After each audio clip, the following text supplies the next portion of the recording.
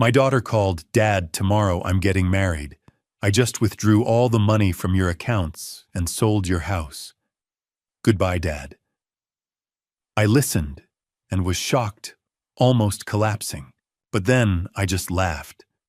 Because she didn't know the secret about that house. She thought I was old, thought I was a stupid, confused fool. But tomorrow, when she walks into her wedding ceremony, the police will come to give her a special gift before she puts on her wedding ring. Hello friends, thanks for joining me. Please like, subscribe, and comment where you're watching from. Quick note, this is a fictional story with dramatized elements for storytelling purposes. Any resemblance to real events is coincidental, but the lesson within is something we can all learn from. I laughed when I saw the zero. Not a chuckle, not a nervous giggle. A full-on, belly-shaking laugh that echoed off the kitchen walls at 7:30 on a Sunday morning. The kind of laugh that makes your neighbors wonder if you finally lost it. Maybe I had. I sat at the kitchen table in my house on Desert Ridge Boulevard, laptop, open coffee growing cold beside me. The Arizona sun was just starting to climb over the desert hills outside the window, painting the saguaros gold. It should have been a peaceful morning. Retirement had given me plenty of those, but my bank account balance wasn't peaceful. It was a disaster. Checking account $1,732.14. Previous balance $6,800. Savings account $0. Previous balance $220,000. I blinked, rubbed my eyes, closed the laptop, opened it again. Still zero. That's when I laughed. Because what else do you do when your life savings vanishes overnight?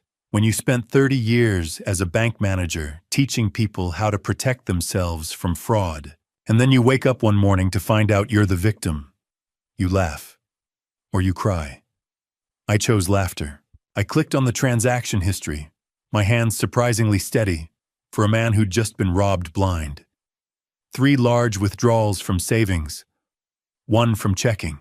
October 24th, 2024, 9:47.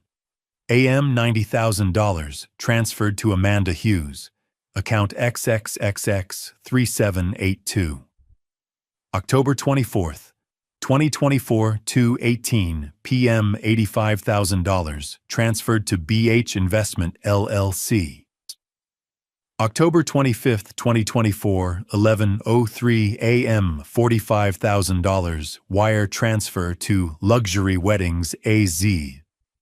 October 26th, 2024, 3:42 p.m. $500 ATM withdrawal, Scottsdale Fashion Square. Total $225,000. Amanda Hughes, my daughter. I stared at her name on the screen. 32 years old, marketing coordinator, lives in Scottsdale, drives a leased Honda. Calls me twice a month, maybe 3 times if she needs something. And apparently she'd just cleaned me out. The phone rang. I looked at the caller ID. Amanda Hughes. For a second I thought about not answering. About letting it go to voicemail. About pretending I hadn't seen the statements yet. That I was still the clueless old man she must think I am. But I'm not clueless. I'm a banker. Or I was. I picked up. "Dad."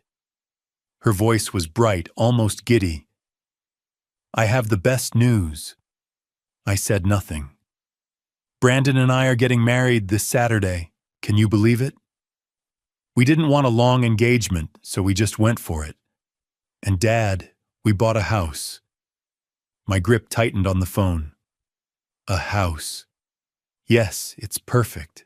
3 bedrooms, 2 baths, a pool. You're going to love it.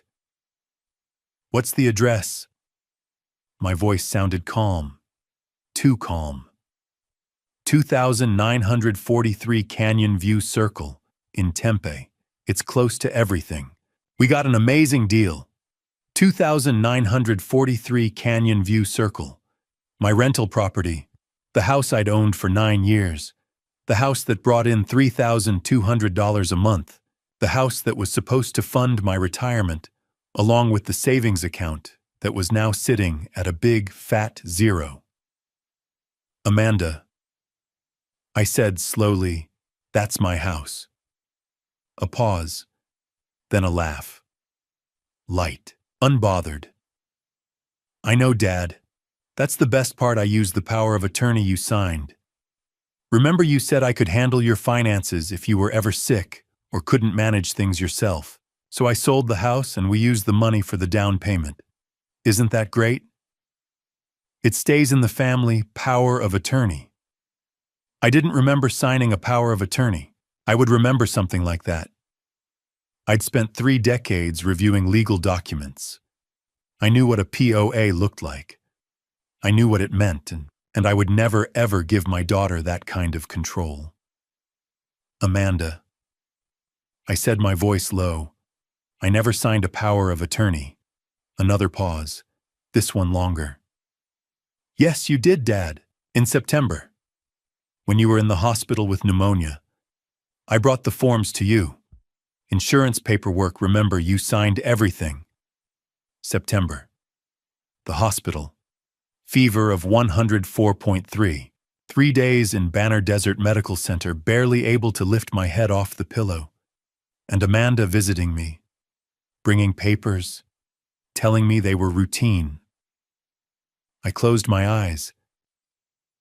Amanda, where did the money from my savings account go? What do you mean, the $220,000? Where is it? I already told you. The house, the wedding. Dad, are you feeling okay? You sound confused. Confused. She thought I was confused. Or maybe she wanted me to think that. I'm fine, I said quietly. I'll call you later. Wait, Dad. I hung up.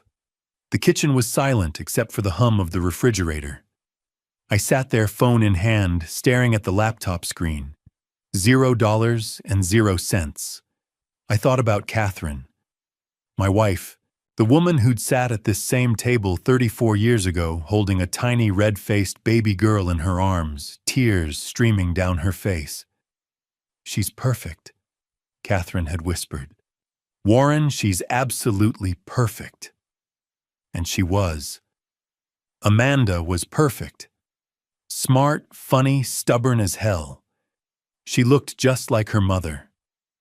Catherine passed away 3 years ago. February 14th, 2021.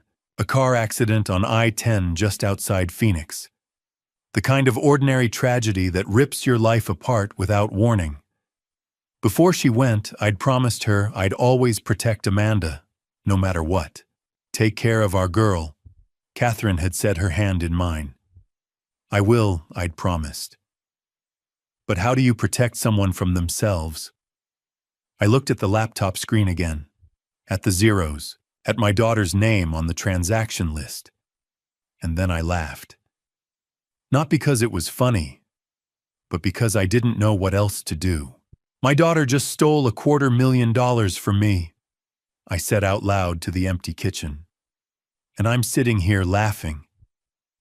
I looked at the photo of Catherine on the counter.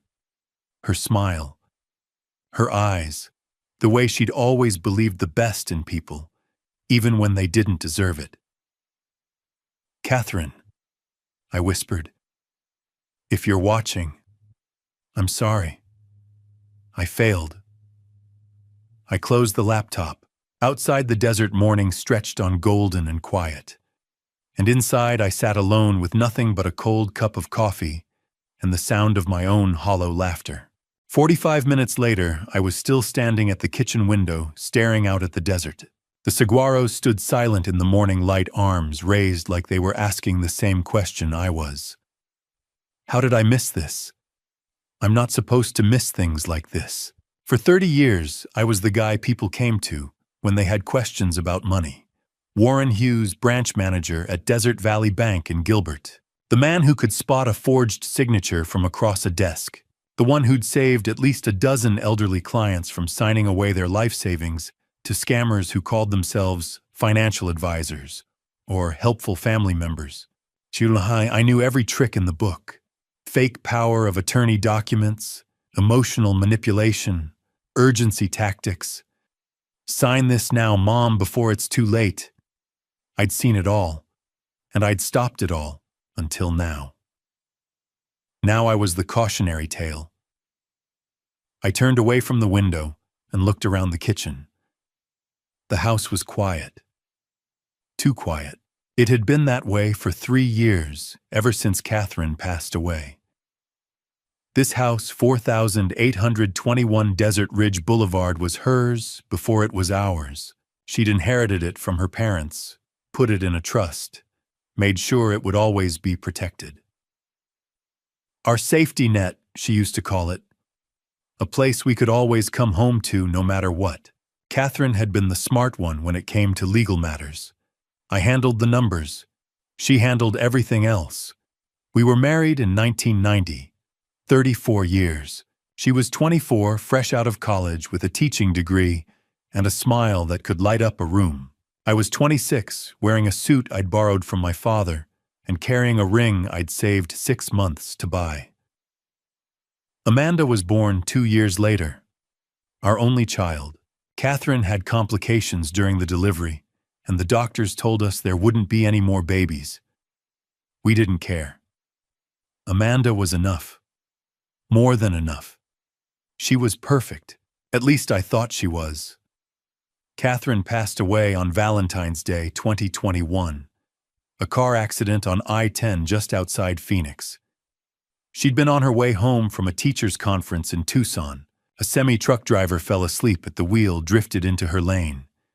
She didn't suffer. That's what they told me. It was instant. I'm not sure that makes it any better. After she was gone, I threw myself into work. But I was 56, tired, and grief makes you careless. I retired in 2022, 2 years earlier than I'd planned. The bank gave me a gold watch and a plaque that said something about dedicated service. I put it in a drawer and haven't looked at it since. I thought retirement would help. Thought I'd have time to process things, to grieve properly, to figure out how to live without the woman who'd been my partner for more than half my life. Instead, I just got lonelier. Amanda called at first. Once a week, maybe twice. But she was busy. Marketing coordinator at some firm in Scottsdale, making $65,000 a year and living in a 1-bedroom apartment that cost $1,650 a month. She had her own life. I didn't want to be the needy father, the one who clung too hard. So I let her drift. I started volunteering at the Phoenix Public Library, teaching financial literacy classes to seniors. Ironic, isn't it? Helping other people avoid the exact thing I was about to fall into. But it gave me something to do. Kept my mind sharp. Or so I thought. The rental property, 2943 Canyon View Circle in Tempe, was supposed to be my backup plan. I'd bought it in 2015, right before the market took off. Paid $340,000 for it. Now it was worth over $500,000 easy. David and Lisa Robinson had been renting it since 2021. Good tenants. Paid on time, took care of the place, never caused trouble. That $3,200 a month covered the property taxes, insurance, and still left me with a nice cushion. Between the rental income and my savings, I was set, comfortable, secure, or I had been. I walked back to the table and opened the laptop again. The screen was still showing my account balances, $1,732.14 in checking, $0 in savings. I pulled up the transaction details one more time, even though I'd already memorized them. Amanda Hughes. Amanda Hughes. BH Investment, LLC. Luxury Weddings, AZ. My daughter. My perfect, beautiful, smart daughter. The one I'd taught to ride a bike. The one who'd cried on my shoulder when her high school boyfriend broke up with her. The one who'd stood beside me at Catherine's funeral, holding my hand so tightly, I thought she might never let go. "I'll take care of you, Dad," she'd whispered that day. "I promise." And I'd believed her. I'd believed every word. I closed my eyes and saw Catherine's face. Not the way she looked at the end, but the way she'd looked when Amanda was born. Exhausted, tearful, radiant. "She's perfect, Warren. She's absolutely perfect." "I'm sorry," I whispered to the empty room. "I'm so sorry." I opened my eyes and looked at the laptop again.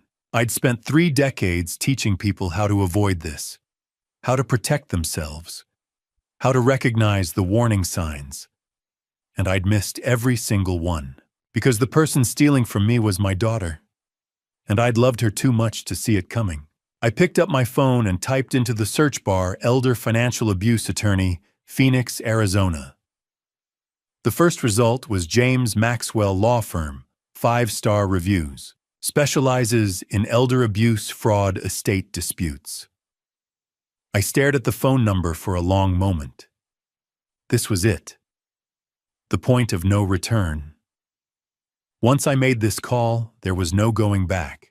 No pretending it was a misunderstanding. No hoping Amanda would fix it on her own. This was me admitting that my daughter had stolen from me, and I had to stop her. I dialed the number. It rang twice before a woman answered. "James Maxwell Law Firm, how can I help you?" I took a breath. "My name is Warren Hughes," I said. "I need help." My voice cracked just a little. "My daughter stole from me. The receptionist said someone would call back within the hour." I hung up and checked the time. 9 o'clock. I was supposed to teach at the library at noon. I wasn't going. I sat at the kitchen table, phone in hand. The house was too quiet. It had been that way for 3 years, but today the silence felt heavier. Without thinking, I opened my Photos app and scrolled. Catherine at the Grand Canyon. Amanda's college graduation. A desert sunset. And then I stopped. A picture from the summer of 1999. Amanda, 8 years old, sitting at this table with crayons scattered everywhere. She was holding up a drawing, grinning with a gap-toothed smile. My daddy the hero. I remembered that day, summer 1999, Scottsdale. Late afternoon, Arizona heat, thick as syrup. I'd just gotten home from the bank, still in my suit, sweat sticking to my shirt. Amanda sat at the kitchen table, bent over a piece of yellow construction paper. Catherine was at the stove making spaghetti, humming. "Daddy, look." Amanda held up her drawing, a stick figure with a cape and a big W on his chest. Me flying through the air, holding a little girl's hand. "You're Superman," she said, beaming. "And I'm your sidekick." Catherine laughed. "Your daughter thinks you're a superhero. Don't let it go to your head." I knelt beside Amanda, loosening my tie. "This is amazing. Can I keep it?" She nodded, serious.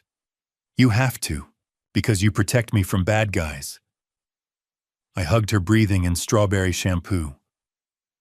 "I'll always protect you, sweetheart. I promise." Promise. Promise. She smiled and went back to coloring. Catherine caught my eye from across the room. Her smile said something I didn't understand then. Don't make promises you can't keep. But I thought I could keep that promise forever. I swiped to the next photo. June 2009. Amanda's high school graduation. Desert Vista High School lawn. Amanda in cap and gown, diploma in hand, looking too grown up. Catherine and I stood on either side of her, arms around her shoulders. She was crying. "Thank you for everything," she'd said, voice breaking. "I know I wasn't always easy, but I love you, both of you. I'm going to make you proud. I promise." I'd laughed. "You already do." "I'm serious, Dad." Catherine kissed her head. "You always have, sweetheart." We took the photo right after. The three of us smiling. Amanda in the middle holding both our hands. She looked so happy. I wondered when that changed. I swiped again, and my chest tightened. February 14th, 2021. Phoenix. This wasn't a photo. It was a memory. Banner Desert Medical Center. ICU, fluorescent lights. Machines beeping. The smell of disinfectant. Catherine was on the bed, eyes closed, peaceful, but she wasn't sleeping. The doctors had already told me. The accident on I-10 had been too severe. She'd already passed, but the machines were still running until I could say goodbye. Amanda stood beside me, gripping my arm. 29 years old, but looking like a child. Small. Scared.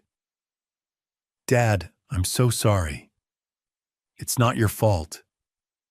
I should have been here more. Called more. I should have... Amanda. I turned to her. She was sobbing. It's not your fault. She threw her arms around me, and we stood there in that cold room while the machines beeped their indifferent rhythm. I'm going to take care of you, she whispered. Just like you took care of Mom and me. I'll be there for you, Dad. I swear. I held her tighter, because I believed her. I closed the photo app. 3 memories. 3 promises. You protect me from bad guys. I'm going to make you proud. I'll take care of you, Dad. I stared at my phone, vision blurring. What happened to that little girl who thought I was Superman? The one who cried at graduation and promised to make me proud. The one who held me in the hospital and swore she'd take care of me. When did she become someone who could steal everything I had? I'd kept that drawing. For years, it hung in my office at the bank. Customers would ask about it, and I'd say, that's my daughter. She thinks I'm Superman. And I'd feel proud. After Catherine passed, I framed it and put it on my dresser next to a photo from Amanda's graduation. You're my hero. I wasn't anybody's hero anymore. Just a 58-year-old man robbed by the person he loved most. I sat there staring at the photo on my screen. Amanda at 8, holding up her drawing, grinning. My daddy the hero. I closed my eyes. I'm sorry, sweetheart.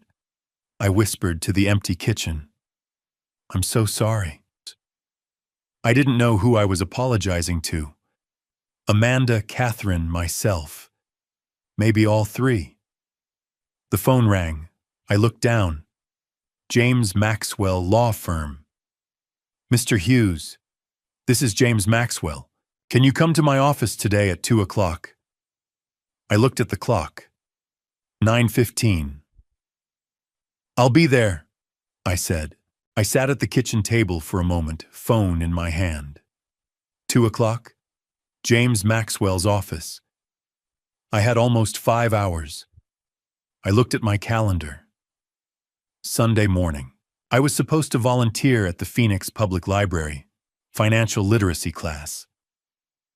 I'd been teaching it every other Sunday for 2 years now. Today's topic, how to spot elder financial abuse. The irony would have been funny if it wasn't so painful.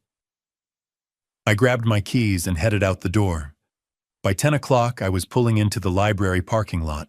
The building was quiet on Sunday mornings, just a handful of people browsing the shelves, a few kids in the children's section. I made my way to the community room and started setting up.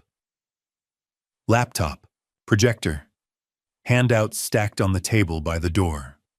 Slide 1, elder financial abuse. Warning signs. I stared at the screen and felt something twist in my chest. The seniors would start arriving at 11:30. I had an hour and a half to pull myself together. I sat down in one of the empty chairs and closed my eyes. But all I could see was Amanda, 2021, the year Catherine passed away. For the first few months, Amanda had been there. She called 2-3 times a week, stopped by the house on weekends, helped me sort through Catherine's things, clothes, books, the little ceramic birds she'd collected over the years. "You don't have to do this alone, Dad," Amanda had said, sitting on the living room floor surrounded by cardboard boxes. "I'm here." And she was. For a while. 2022. The year I retired. The calls started tapering off. Once a week, maybe. Amanda was busy marketing coordinator at some firm in Scottsdale, pulling in $65,000 a year, but always stressed about rent car payments, credit cards. "I'm sorry I haven't called more, Dad. Work's just been insane." "I understand, sweetheart. You've got your own life." I meant it. I didn't want to be the clingy father, the one who made his daughter feel guilty for living her own life. So I didn't push. I just waited for the phone to ring. 2023, the year she moved away. In March, Amanda signed a lease on a place in Scottsdale. $1,650 a month for a one-bedroom. 15 miles from my house, but it might as well have been across the country. "It's closer to work, Dad, and the neighborhood's really nice." "That's great, honey. I'm happy for you." The calls dropped to once or twice a month. Sometimes she'd pick up when I called. Most times she wouldn't.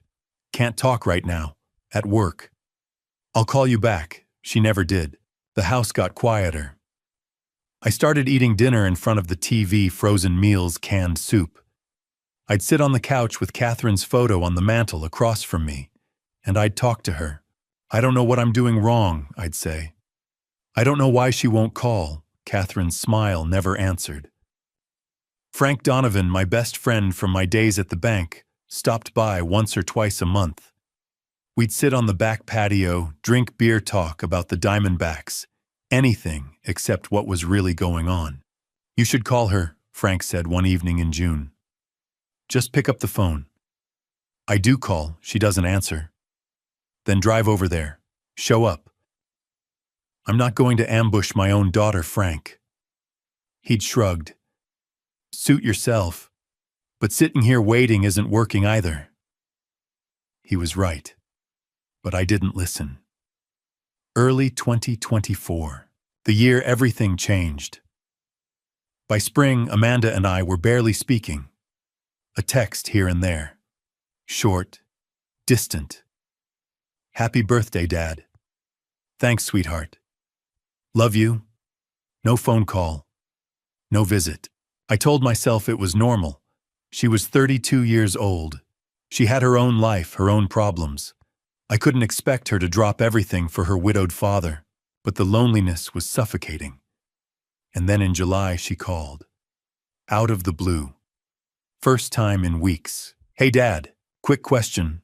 How much is your rental property worth?" "The one in Tempe." I'd been so happy to hear her voice that I didn't even hesitate. "About $578,000, I think. Maybe a little more. Why do you ask?" "Oh, just curious. Brandon and I were talking about real estate investments." "Brandon. My boyfriend. I'll tell you about him later. I have to run. Love you." And she hung up. I should have asked more questions. Who was this Brandon? How long had they been dating? Why was she suddenly interested in my rental property? But I didn't, because I was just so damn grateful she'd called. I opened my eyes and looked around the empty community room. I'd been so lonely that I hadn't seen what was happening.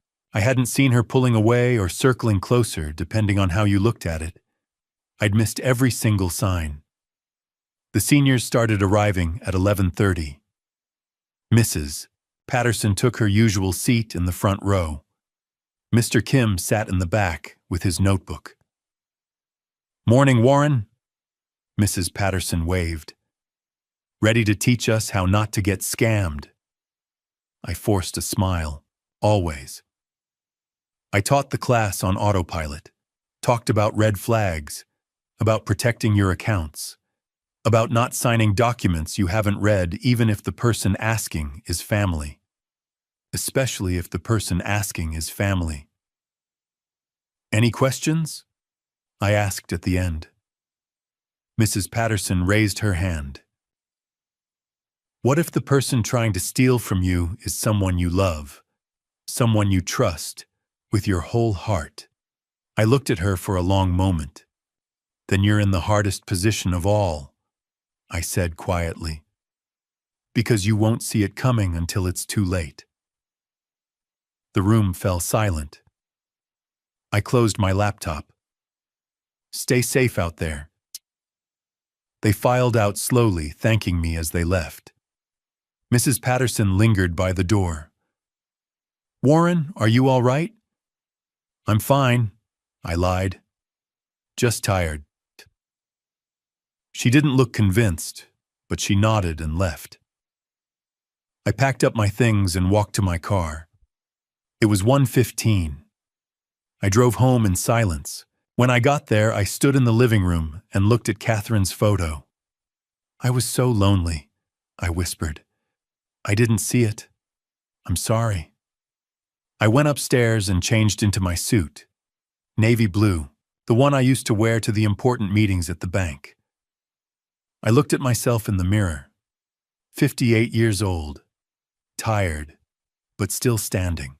I grabbed my laptop, my phone, and the folder of bank statements I'd printed that morning. At 1:45, I walked out the door. It was time to stop being a victim. It was time to be Warren Hughes again. James Maxwell's office was on the 3rd floor of a building on Camelback Road. Floor-to-ceiling windows, leather chairs, a desk made of dark wood. I sat across from him, folder of bank statements in my lap. He'd listened quietly while I walked him through everything. The withdrawals, the forged power of attorney, the rental house. Now he leaned back in his chair and looked at me. Tell me about your daughter's boyfriend, he said. When did you first meet him? I took a breath. April, this year. Walk me through it. April 2024. My house. It was a Saturday evening. Amanda had called that morning, first time in weeks, and asked if she could bring someone to dinner. I want you to meet Brandon, Dad. I think you're really going to like him. I said yes. Of course I said yes. They arrived at 6. Amanda looked happy, glowing, and the man beside her looked like he'd stepped out of a magazine. Tall, maybe 6'1", dark hair, expensive suit, charcoal gray, a watch that caught the light when he shook my hand. Mr. Hughes, it's an honor. His grip was firm, confident. Amanda's told me so much about you. Call me Warren. Come on in. We sat in the living room. Amanda brought out drinks. Brandon leaned back on the couch, completely at ease. So you're in real estate? I asked. That's right. Real estate investment. I run a family business, Hayes Properties, LLC. We focus on commercial properties, office buildings, retail spaces. How long have you been doing that? About 10 years. My parents started the company. I took over operations a few years ago. He talked easily, mentioned projects in Scottsdale, Paradise Valley, dropped names of developers, talked about cap rates, ROI, market trends. It all sounded impressive, but something felt off. I couldn't put my finger on it. Maybe it was the way he talked, smooth, rehearsed, like a salesman, not an investor. Or maybe it was the watch. I'd spent 30 years in banking. I knew what a real Tag Heuer looked like. That wasn't one. But I didn't say anything. Amanda looked so happy. What was your impression? Maxwell asked, pen poised over his notepad. Impressed, I said. On the surface. But my gut was telling me something was wrong. He talked too much. Too smooth. Like he was selling something. Maxwell nodded. What happened next? July, Amanda invited me to dinner with his parents. July 2024. The Arrogant Butcher, downtown Phoenix. Friday night, crowded restaurant. Brandon's parents were already there. Linda Hayes, mid-50s, elegant, warm smile. She stood and shook my hand. "Warren, it's wonderful to finally meet you. Amanda's told us so much." Richard Hayes, early 60s, graying hair, quiet. He shook my hand, said something about the weather, sat back down. We ordered. Linda did most of the talking. "Hayes Properties has been in the family for 20 years, she said. "Richard and I started it from nothing. Brandon's taken over now and we're so proud." "That's wonderful," I said. "We're thrilled Brandon found Amanda. We want to help them get started." She smiled. "We're planning to give them $250,000 as a wedding gift." I nearly choked on my drink. "That's very generous." "Family takes care of family," Linda said. Richard talked a little about golf. Linda talked about retiring to Sedona. Brandon and Amanda held hands across the table. I left that night thinking they were a nice family. I was wrong. "Did anything seem suspicious?" Maxwell asked. "Not at the time," I admitted. "They seemed legitimate, successful, generous. And the engagement? August. Amanda called, said he'd proposed." I remembered that call, her voice breathless. "Dad, he proposed we're getting married." "That's wonderful, sweetheart. I'm so happy for you." I was, but a small part of me was worried. They'd only known each other 4 months, I told Maxwell. I thought it was fast, but I didn't want to be the father who disapproved. I didn't want to push her away. So I said nothing. I smiled. I told her I was happy. Maxwell set down his pen and looked at me. "Mr. Hughes, everything you've described raises red flags. The fast relationship, the expensive lifestyle, the parents offering $250,000. He paused.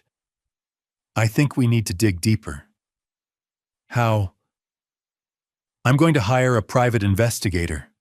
Best one in Phoenix. Michael Brooks. He'll run a full background check on Brandon Hayes' financial records, criminal history, business registrations, everything." I nodded slowly. "Do it," I said. Maxwell was writing something in his notepad. He looked up. "Walk me through the financial transactions," he said. "When did you first give Amanda money?" I closed my eyes, trying to remember. "June. This year."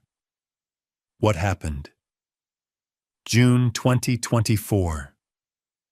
Amanda called on a Tuesday afternoon. I was in the backyard watering the desert plants Catherine had loved. "Dad, I have an amazing opportunity." Her voice was excited, breathless. "I want to open a children's boutique in Scottsdale." "A boutique?" "Yes. High-end kids' clothing, toys, accessories. Brandon's been helping me with the business plan. His parents think it's a great idea." I felt a flicker of doubt. Amanda had never mentioned wanting to open a business before. "That sounds like a big undertaking," I said carefully. "I know, but Dad, this could really work. I've done the research. The market's there. I just need an investor." "How much are you looking for?" A pause. $50,000. I nearly dropped the hose. "Amanda, that's a lot of money." "I know. But think of it as an investment. I'll pay you back with interest. Brandon says we could see returns within a year." Brandon says. "I don't know, honey. Let me think about it." "Dad." Her voice shifted. Softer now. "Mom always told me to follow my dreams. She believed in me. Don't you?" And there it was. The one thing I couldn't argue with. Catherine would have wanted me to support our daughter. And of course I believe in you, I said quietly. Then help me, please. I wouldn't ask if it wasn't important. I should have said no. I should have asked more questions, but I didn't. All right, I said. Send me the business plan. Let me take a look. Thank you, Dad. Thank you so much. I love you. I love you too, sweetheart. July 8th, 2024. The business plan arrived by email. 15 pages. Professional looking. Projected revenues, expense breakdowns, market analysis. It looked legitimate.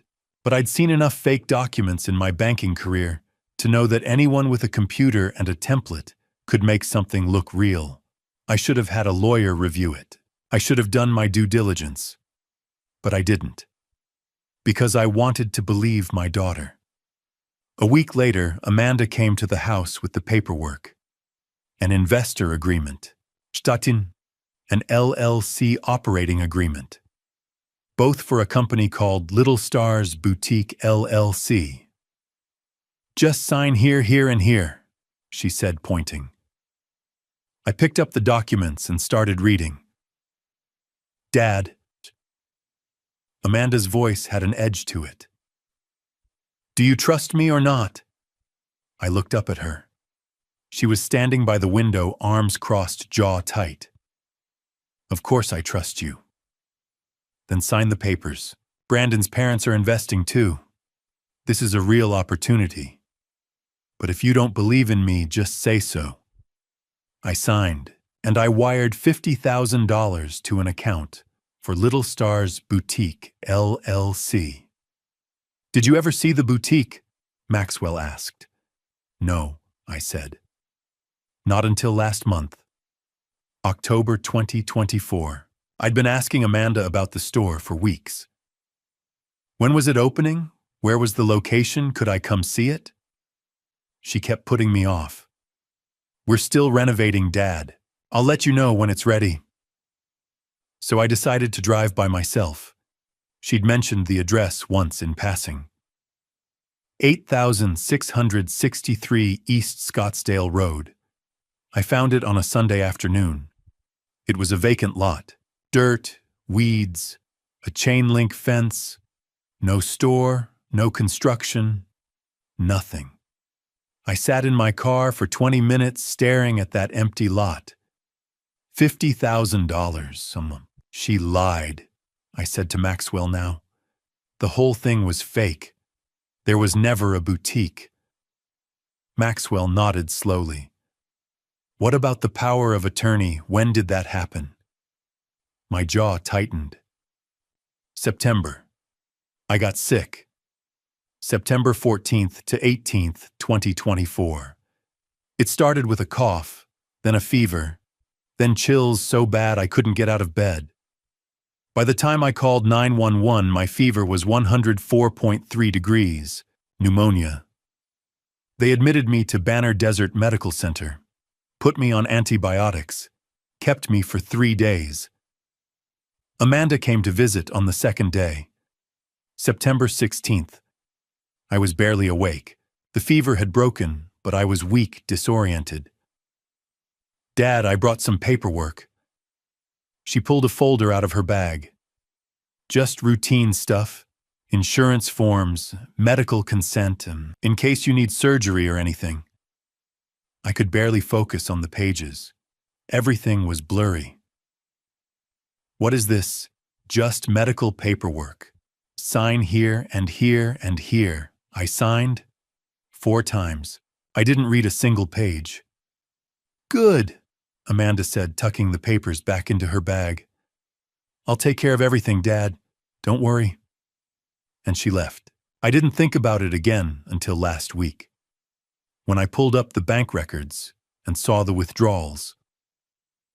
It wasn't medical paperwork, I told Maxwell.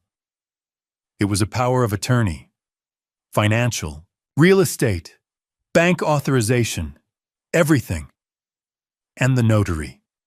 Margaret Phillips, that's the name on the documents. But I looked her up.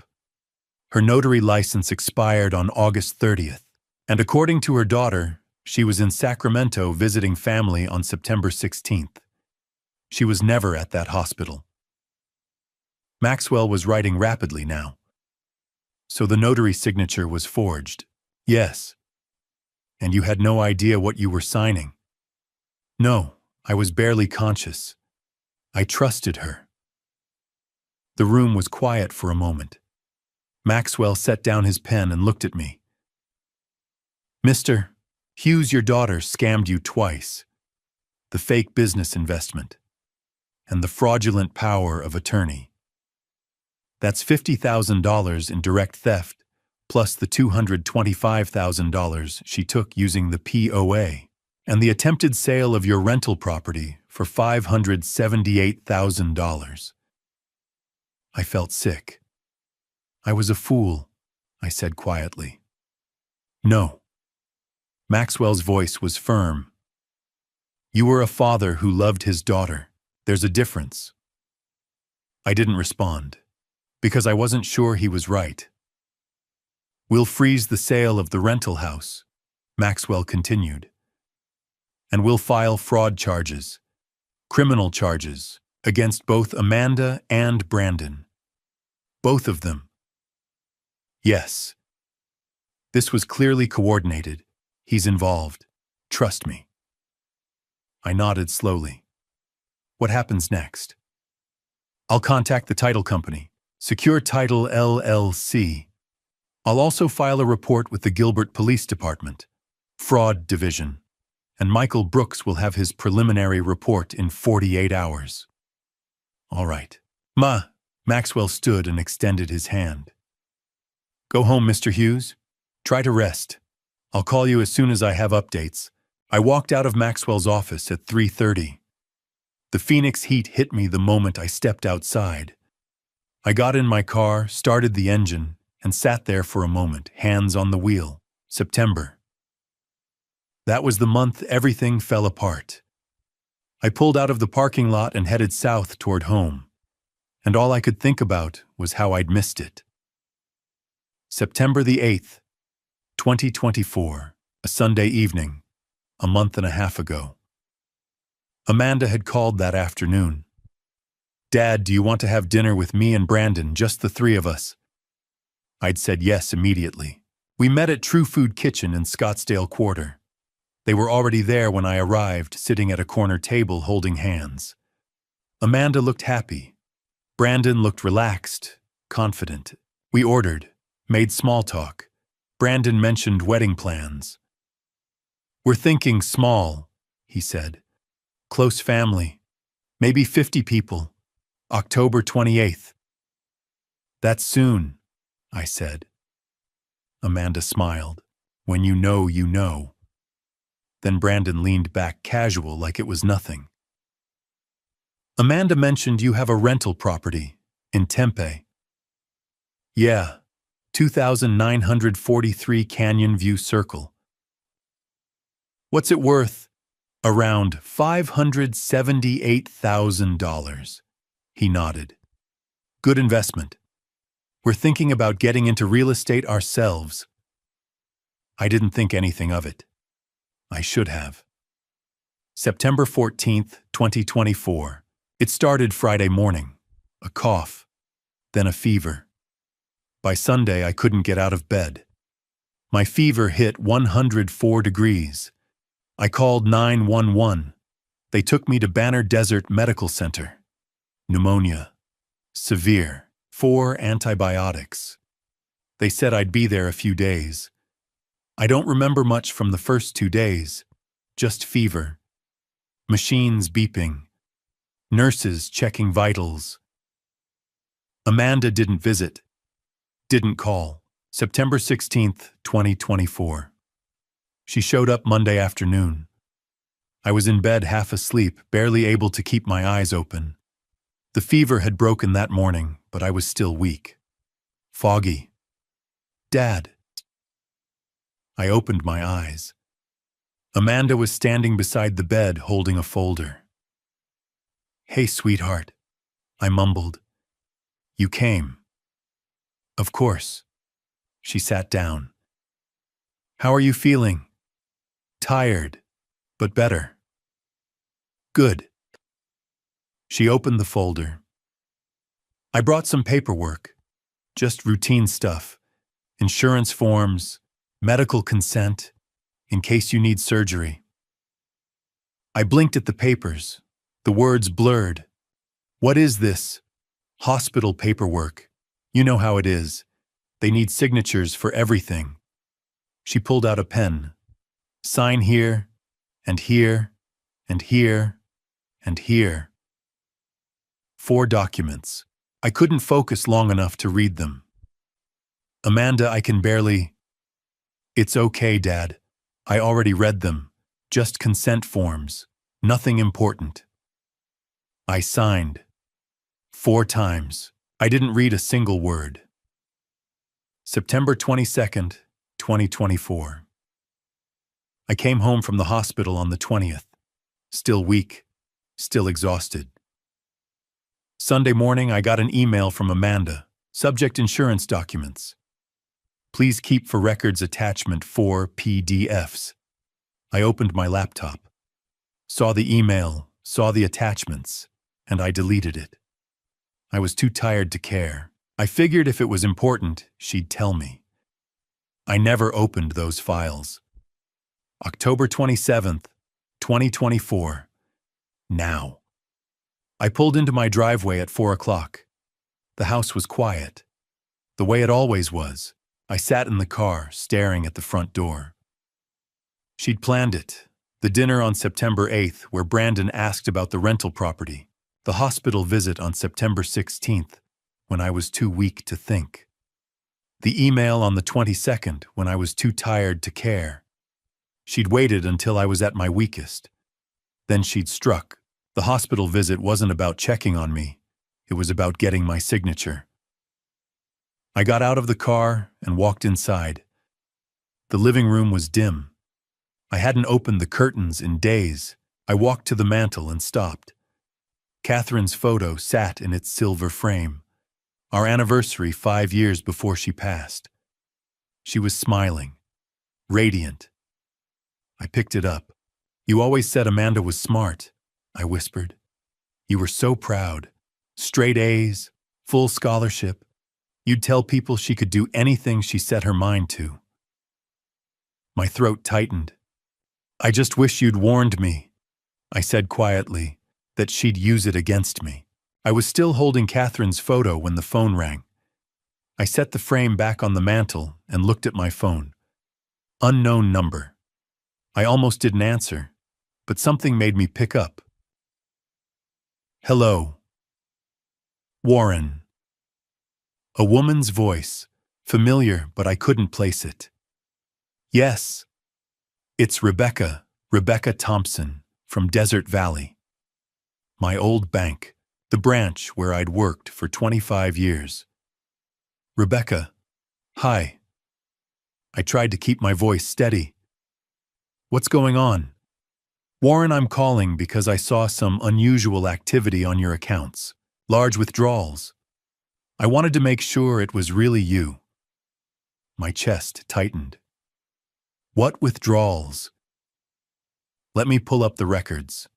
I heard typing. Okay. Here we go. I sat down on the couch, phone pressed to my ear. October 24th, 9:47 in the morning. $90,000 transferred from your savings account to an account under the name Amanda Hughes. Account number ending in 3782. I closed my eyes. October 24th, 2:18 in the afternoon.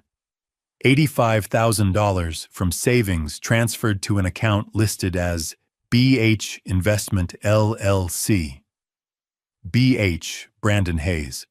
October 25th, 11:03 a.m. $45,000 wire transfer to a company called Luxury Weddings AZ. The wedding. My money. Paying for their wedding. And October 26th, 3:42 in the afternoon, $500 cash withdrawal from an ATM at Scottsdale Fashion Square. The card used was registered to Amanda Hughes as an authorized user on your checking account. Rebecca paused. Warren, that's a total of $225,100 in 3 days. Did you authorize these transactions? No. My voice sounded hollow. I didn't. Are you sure? Because the transfers show they were made using online banking with your login credentials and a power of attorney on file. The power of attorney is fake, I said. Silence. Rebecca, my daughter, forged it.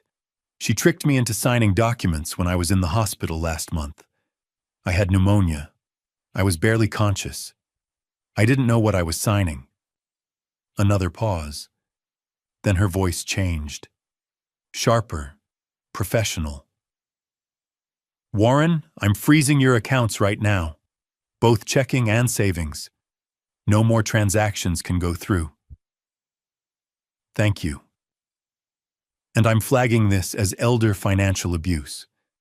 The fraud department will open an investigation. Elder financial abuse. The thing I'd spent 30 years teaching other people to avoid. And here I was. Rebecca. My throat felt tight. Did Amanda try to sell my rental property? More typing. Yes. There's a pending sale on file. 2,943 Canyon View Circle, Tempe. Buyer is listed as Raj and Priya Patel. Sale price $578,000. Closing date November 5th. 2 weeks away. Can you stop it? I'll contact the title company immediately. Who's handling the sale? Secure Title LLC. The CEO is Charles Bennett. I know Charles. I'll call him right now. We'll freeze the escrow. Thank you, Rebecca. My voice broke. I should have seen this coming. Warren. Her voice softened. You're not the first person this has happened to, and you won't be the last. Family members are the hardest to spot because we trust them. I was a banker for 30 years. I should have known better. You were a father who loved his daughter. That's not the same thing. I didn't respond. Warren, listen to me. You did the right thing by reporting this. A lot of people don't. They're too ashamed or they're too afraid of what it'll do to the family. But you're fighting back. That takes courage. I nodded, even though she couldn't see me. I'll call you as soon as I've spoken to Charles, Rebecca said. In the meantime, change your online banking password. And don't give Amanda any more access to anything. I won't. I'm sorry this happened to you, Warren. I really am. Thank you, Rebecca. I hung up. The house was silent again. I stared at my phone. $225, 100. Gone. In 72 hours. October 24th. October 25th. October 26th. 3 days. She'd taken everything, my savings, my rental income, even my checking account, and she'd done it in the span of a weekend. Right before the wedding. I stood up and walked to the window. The sun was starting to set, casting long shadows across the desert. Tomorrow was October 28th, Amanda's wedding day. She was going to walk down the aisle in a dress paid for with my money. She was going to say her vows in a venue paid for with my money. She was going to celebrate with champagne and cake and flowers, all paid for with my money. My money. The money I'd saved for 30 years. The money I'd planned to leave to her one day when I was gone. And she couldn't wait. She took it now. While I was still alive, while I was weak and sick and trusting. I thought about her standing in that hospital room, holding those papers, telling me they were just routine insurance forms. I thought about her smiling at me. It's okay, Dad. I already read them. Just sign. And I'd signed. Because I loved her. Because I trusted her. Because I was her father. And that's what fathers do. I looked at my reflection in the window. 58 years old, gray hair, tired eyes, a man who'd spent 3 decades protecting other people's money and couldn't protect his own. But I wasn't done yet. Tomorrow, Amanda would walk down that aisle. Tomorrow, she'd marry Brandon Hayes with my stolen money. But not for long, because I was going to stop her. I turned away from the window and picked up my phone. James Maxwell had given me his cell number. I dialed. He answered on the second ring. "Mr. Hughes." "It's done," I said. "The bank froze the accounts. They're flagging it as elder abuse, and they're contacting the title company to stop the house sale." "Good. That's exactly what we needed." "What happens next?" "Tomorrow morning, I'll file a police report with the Gilbert Police Department. Detective Daniel Carter handles fraud cases. He'll want to interview you."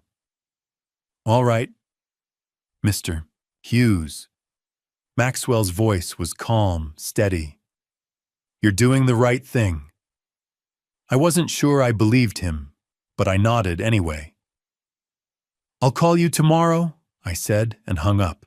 I stood in the middle of the living room, phone in hand, staring at nothing. $225, 100. Gone in 3 days. And tomorrow she was getting married with my money. Not if I could stop her.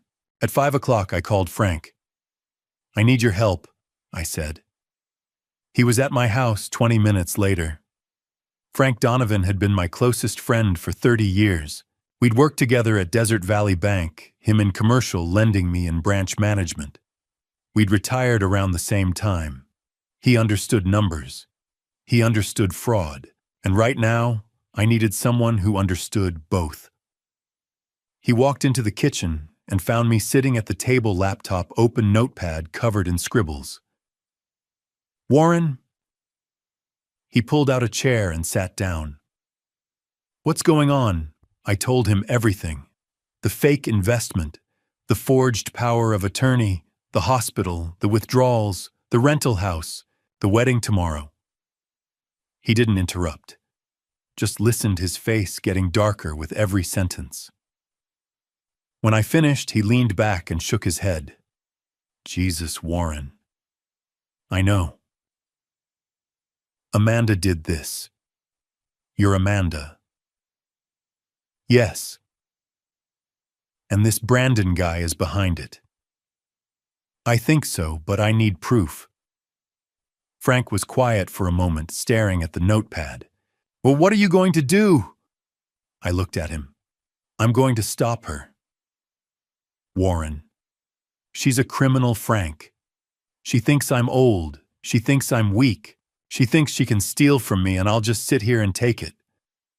She's your daughter. I know." My voice was hard. "But that doesn't change what she did." Frank nodded slowly. "All right, what's the plan?" I turned the notepad toward him. "Rebecca from the bank already froze my accounts. That's done. But there's more." Frank read the list. Action Plan Bank, accounts frozen. Rebecca Thompson, title company, freeze house sale. $578,000 escrow. Attorney fraud complaint, filed James Maxwell police report, elder financial abuse. Gilbert PD private investigator background check on Brandon Hayes. "You've been busy," Frank said. "I'm just getting started." He looked up. "What do you need me to do?" "Stay here, in case I need backup. Or a witness." "Done." I picked up my phone. First call, Charles Bennett. 6 p.m. Secure Title LLC. I dialed the number Rebecca had given me. A man answered on the third ring. "Secure Title, this is Charles." "Mr. Bennett, my name is Warren Hughes. Rebecca Thompson from Desert Valley Bank gave me your number. I need to stop a real estate transaction." "What's the property address?" 2943 Canyon View Circle, Tempe. Typing sounds. "Okay, I see it. Sale to Raj and Priya Patel. Closing November 5th, $578,000. What's the issue? My daughter is trying to sell that property without my permission. She used a forged power of attorney.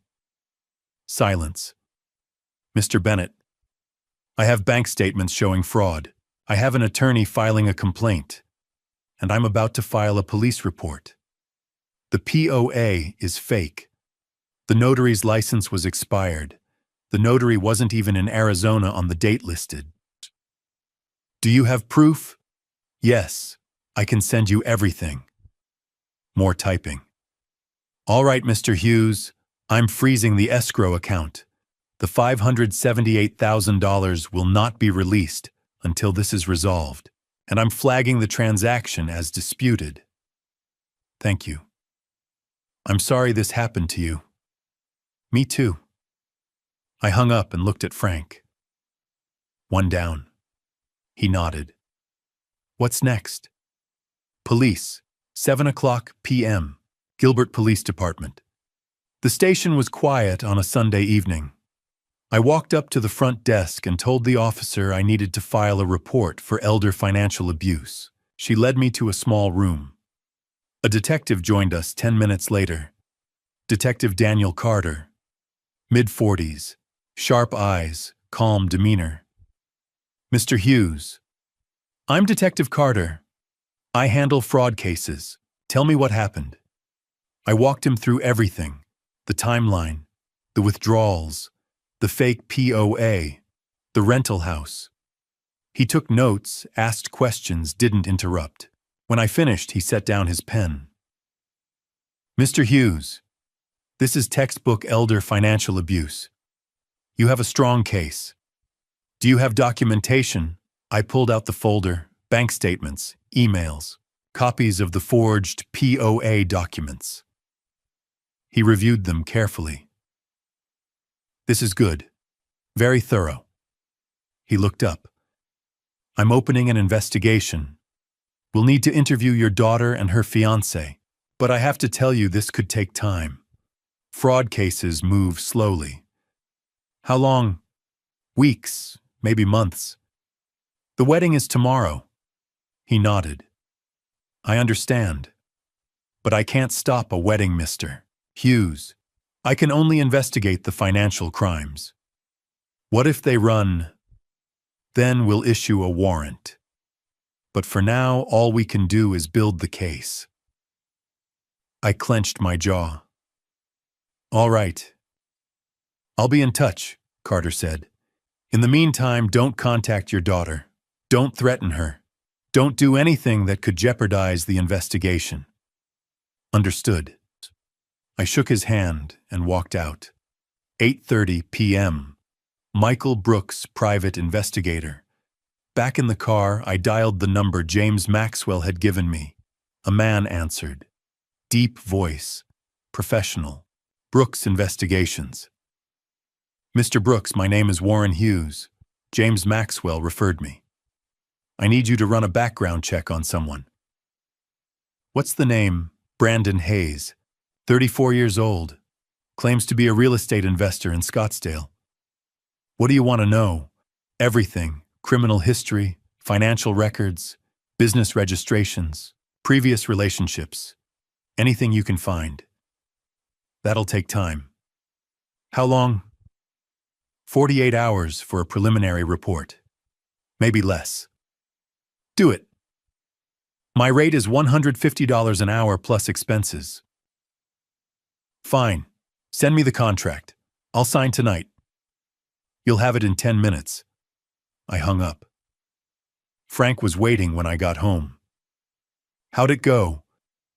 Title company froze the sale. Police opened an investigation. PI's on the case. Frank stood. You did good, Warren. I haven't done anything yet. You fought back. That's more than most people do. He grabbed his jacket. You going to be okay tonight? Yeah. Call me if you need anything. Thanks, Frank. He left. The house was quiet again. I walked to the mantel and picked up Catherine's photo. I couldn't protect you, I whispered. But I can protect myself. And maybe somehow I can still protect Amanda. From herself. I set the photo down and looked at the clock. 9 o'clock. Tomorrow was the wedding. Amanda thought she'd won. Thought she'd gotten away with it. She had no idea what was coming. I turned off the lights and headed upstairs. Tomorrow the real fight would begin. I didn't sleep that night. By 9 o'clock the next morning, I was back in James Maxwell's office. Wedding day. October 28th, 2024. Maxwell was at his desk, coffee in hand, reviewing documents. He looked up when I walked in. "Mr. Hughes, how are you holding up?" "I'm fine. I wasn't fine." He gestured to the chair. I sat. "The police opened an investigation," I said. "Detective Carter, Fraud Division." "Good. That's exactly what we need." And the title company froze the escrow. $578,000. Charles Bennett confirmed it last night. Maxwell nodded.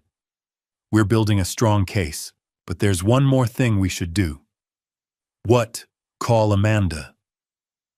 I stared at him. "Warn her," he said. "Give her one last chance to make this right. If she returns, the money cooperates with the investigation, it could reduce the charges against her. She won't listen. Maybe not. But if you warn her and she ignores you, it strengthens our case. It shows she had knowledge of the fraud and chose to proceed anyway." I looked out the window at the Phoenix skyline. And if I don't call, then she goes to prison without ever knowing she had a choice. I closed my eyes. She was my daughter. Even after everything, she was still my daughter.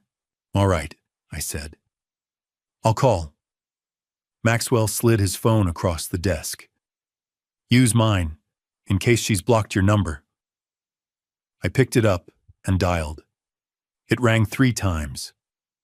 Then Amanda answered. "Hello." Her voice was bright, happy. She didn't recognize the number.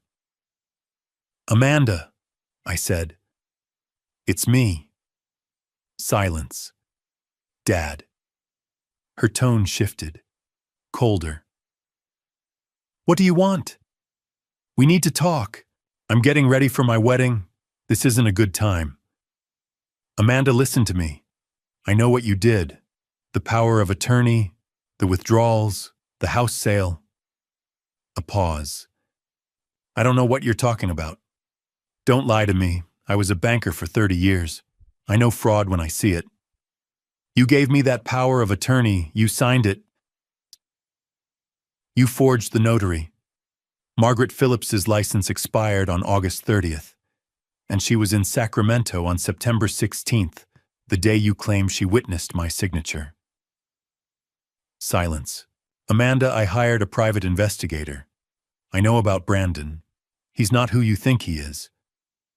"What are you talking about?" "He has a daughter, Chloe, 4 years old.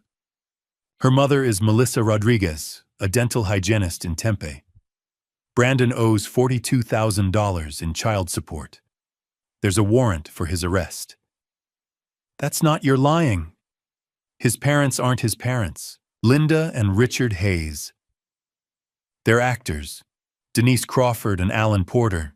He paid them $4,500 to pretend to be his family." I heard her breathing on the other end. Fast, panicked. "Amanda, Brandon is a con artist. He's done this before. He scammed 2 other women, Michelle Torres in Denver, $95,000. Jennifer Adams in San Diego, $67,000. He targets women with money, gains their trust, and disappears." "You're making this up." Her voice was rising now. "You hate Brandon. You never wanted me to be happy." "That's not true." "You're jealous." You've been alone for 3 years, and you can't stand that I found someone. Amanda, please listen. No. She was yelling now. You listen to me. You've always blamed me for Mom. You think it's my fault she's gone. You've always blamed me. I've never blamed you. Yes, you have. She was crying now. Angry, broken sobs. You stopped calling. You stopped visiting. You made me feel like I wasn't enough, like I could never replace her. Amanda. I'm done with you, Dad. Don't call me. Don't come to my wedding. I don't want you in my life anymore. The line went dead. I sat there, phone still pressed to my ear, staring at nothing. Maxwell was watching me, his expression carefully neutral. I set the phone down. My hands were shaking. She hung up, I said quietly. I heard. Frank Donovan, who'd been sitting quietly in the corner, stood and walked over. He put a hand on my shoulder. Warren.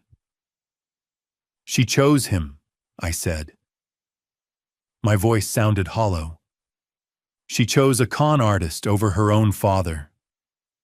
She's scared, Frank said, and he's manipulated her. That's what con artists do. Then I'll have to save her, I said, even if she hates me for it. Maxwell opened a drawer and pulled out a folder. He slid it across the desk.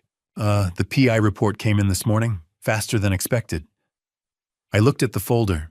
Brandon Hayes, full background investigation. Michael Brooks, private investigator. October 28th, 2024.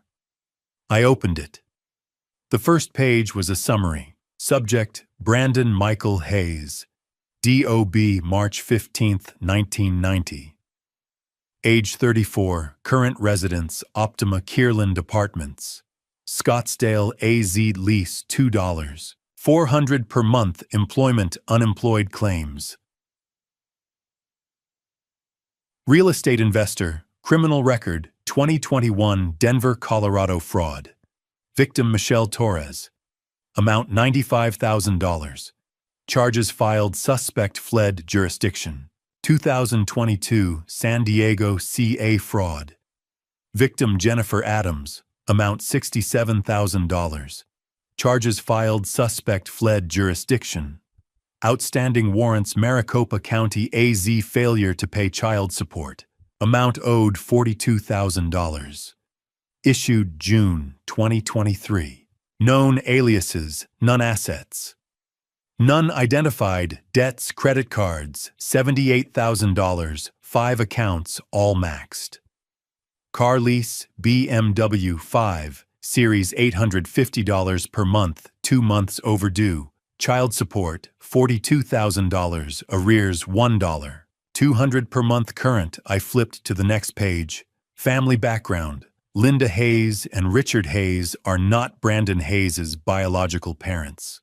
Real identities. Denise Crawford, 57, actress/waitress, Tempe, Arizona. Alan Porter, 61, retired car salesman, Mesa, Arizona, hired via online ad July 2024. Payment $2,500, Denise $2,000, Alan. Contract. Attend 2 dinners, pose as parents. PI interviewed both. Both confirmed arrangement. Provided contracts, text messages, payment receipts. I looked up at Maxwell. He's done this before. Yes. And Amanda has no idea. Not yet. I closed the folder. What happens now? Now. Maxwell leaned forward. Now we wait. The wedding will happen. Brandon will think he's gotten away with it. And then when they least expect it, we move. How long? A few days. Maybe a week. Detective Carter needs time to gather evidence, interview witnesses. But when we move fast. I stood. I should go. Mr. Hughes. Maxwell's voice stopped me at the door. You did the right thing. Calling her. Warning her. She may not see it now, but one day she will. I didn't respond, because I wasn't sure he was right. I walked out into the bright Phoenix morning. Somewhere across the city, my daughter was getting married. To a man who'd stolen my money. To a man who'd lied to her about everything, and there was nothing I could do to stop it. Not today, but soon. I went home. What else was I supposed to do? I couldn't go to the wedding. Amanda had made that clear. So I sat at my kitchen table, opened the PI report, and started reading. 37 pages. Brandon Michael Hayes. Full Background Investigation by Michael Brooks. Private Investigator. October 28, 2024. Page 1 Summary. I'd already read this part in Maxwell's office. Brandon Hayes, 34 years old. Unemployed. Criminal record. Outstanding warrants. But the details were in the rest of the report.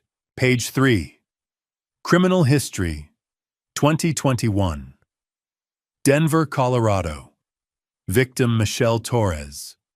29 marketing manager, amount stolen $95. 000 method. Brandon claimed his family owned a restaurant and needed capital to expand. Michelle took out a personal loan to invest. 2 weeks later, Brandon vanished, changed his phone number, deleted all social media accounts, left the state. Police report filed. No arrest made. Brandon fled to California. 2022. San Diego, California victim Jennifer Adams, 32, nurse amount, stolen $67,000 method.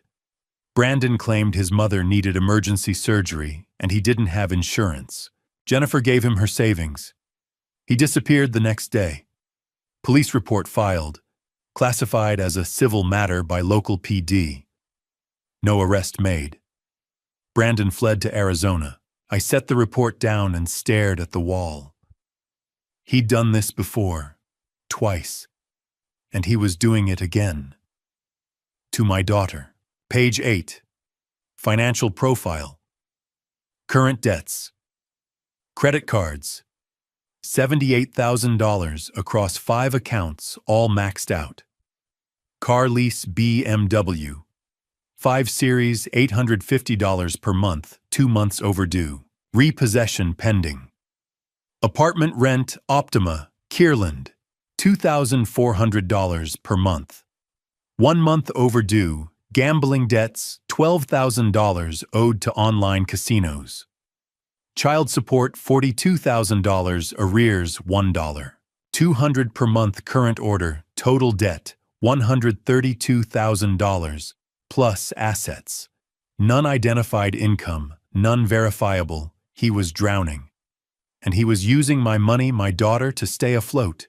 Page 14. Business investigation. Hayes Properties, LLC. Business registration, none tax filings, none employees, none office location, none website created. June 2024, using a free template, Wix. No legitimate content. No client testimonials. No project portfolio. Conclusion. Hayes Properties. LLC is a fabrication. The business does not exist. I thought about that dinner in July. Linda and Richard Hayes talking about their family business. How proud they were of Brandon. All lies. Page 19. Parents. Investigation. Linda Hayes equals Denise Crawford, age 57, occupation actress/waitress, Tempe hired. July 2024 via online ad payment $2. 500 role pose as Brandon's mother at 2 family dinners, evidence contract, signed text messages, payment receipt, Venmo photograph from dinner, the arrogant butcher. July 12, 2024, PI interview Denise, confirmed arrangement. Quote, I thought it was harmless, just acting. I didn't know he was stealing from anyone. Richard Hayes equals Alan Porter. age 61. Occupation retired car salesman, Mesa hired, July 2024, via same ad payment, $2,000 role pose as Brandon's father at 2 family dinners, evidence contract signed, text messages, payment receipt I interview Allen confirmed.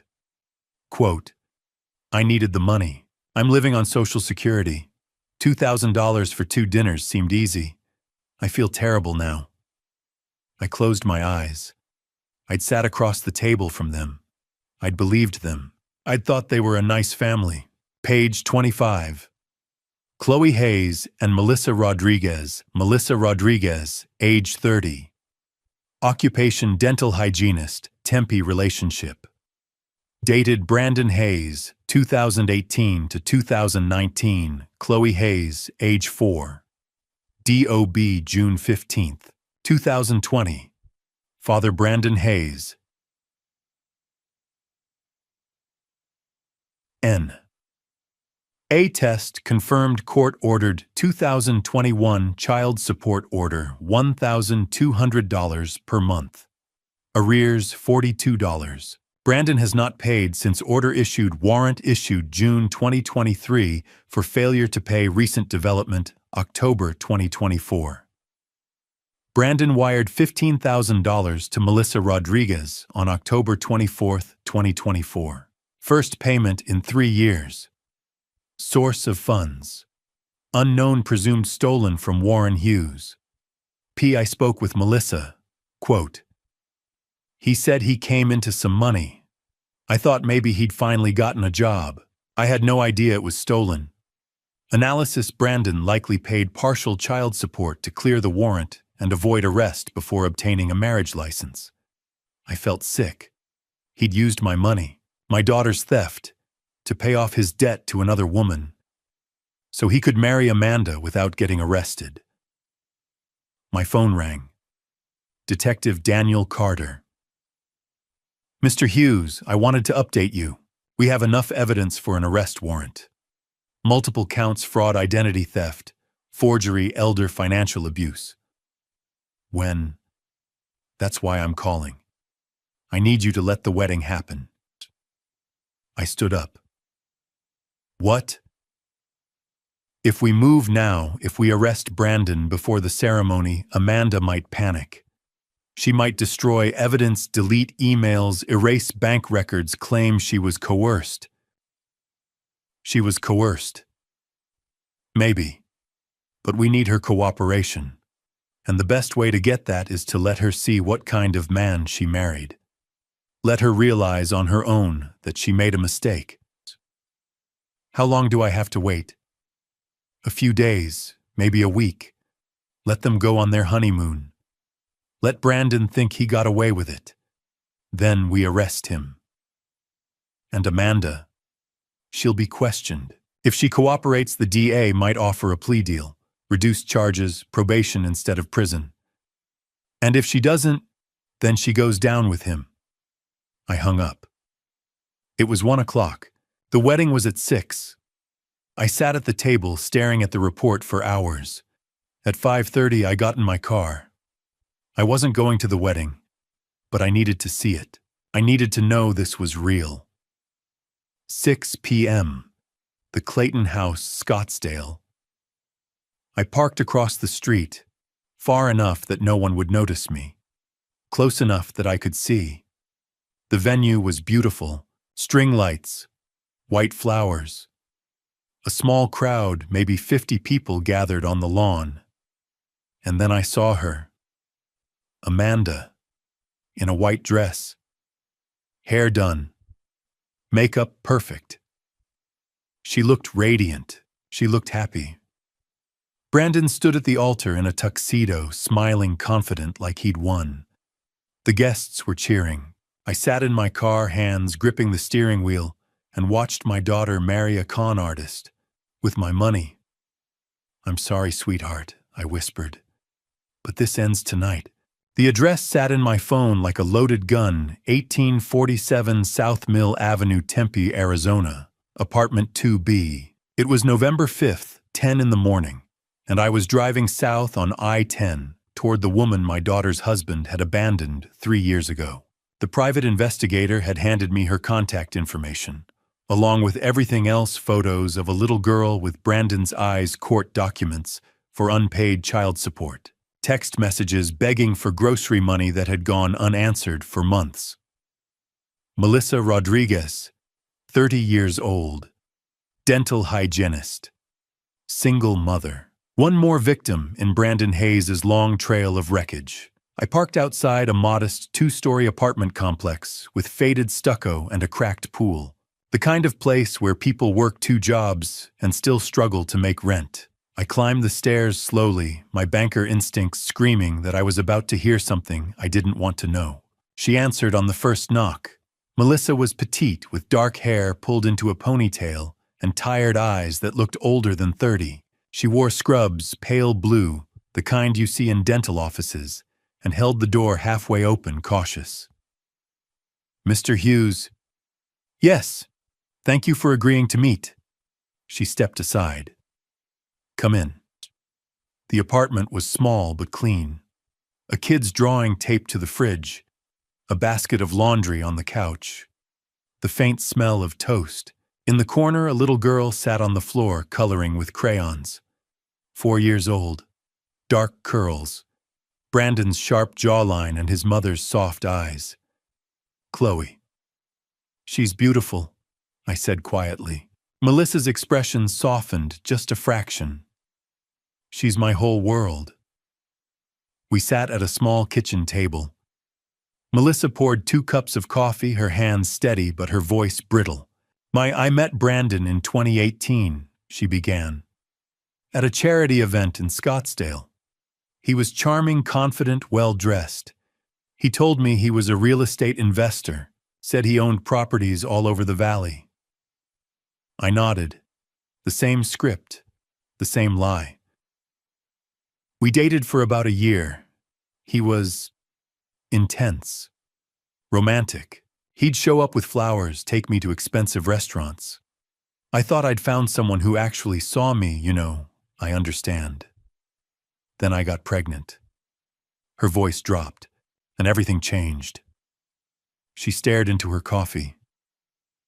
At first he said he was excited, said we'd get married, buy a house, build a life. But the closer I got to my due date, the more distant he became. Missed appointments, stopped answering calls. When did he leave? December 2020. Chloe was 6 months old. Melissa's jaw tightened. He packed his things one night while I was at work. Left a note that said he wasn't ready to be a father. I haven't seen him since. 6 months old. I thought of Amanda at 6 months old, her tiny fingers wrapped around mine, her laughter filling our home. The idea of walking away from that, of abandoning your own child, made my stomach turn. Did he ever pay child support? I asked, though I already knew the answer. Not a dime. I took him to court in 2021. Got a DNA test, got a support order for $1,200 a month. He ignored it. Moved apartments, changed his phone number, disappeared. She shook her head bitterly. The state issued a warrant in June 2023. I figured I'd never see a cent. But last month, out of nowhere, $15,000 showed up in my account. Melissa looked at me, confused and wary. Wire transfer. No note. No explanation. I didn't know what to think. My chest tightened. $15,000. October 24th. The same day, Amanda had wired $90,000 from my savings account. It was my money, I said quietly.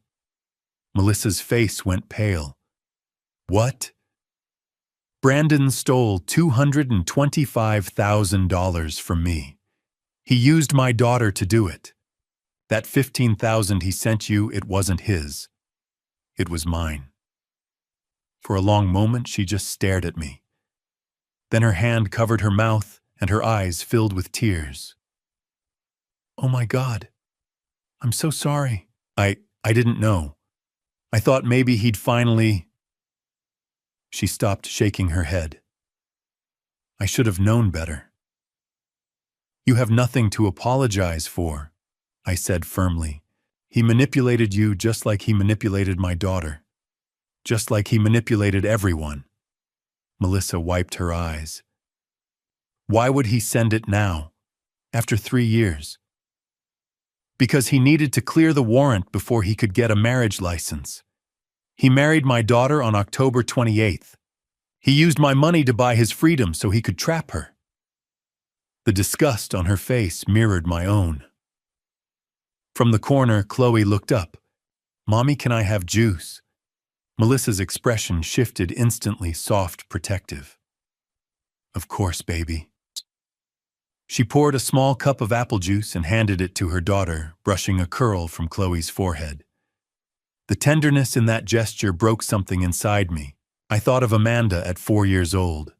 Pigtails and scraped knees and absolute trust in her father. Where had I lost her? I reached into my jacket and pulled out an envelope. $5,000 in cash. Money I'd withdrawn from a separate account Brandon hadn't touched.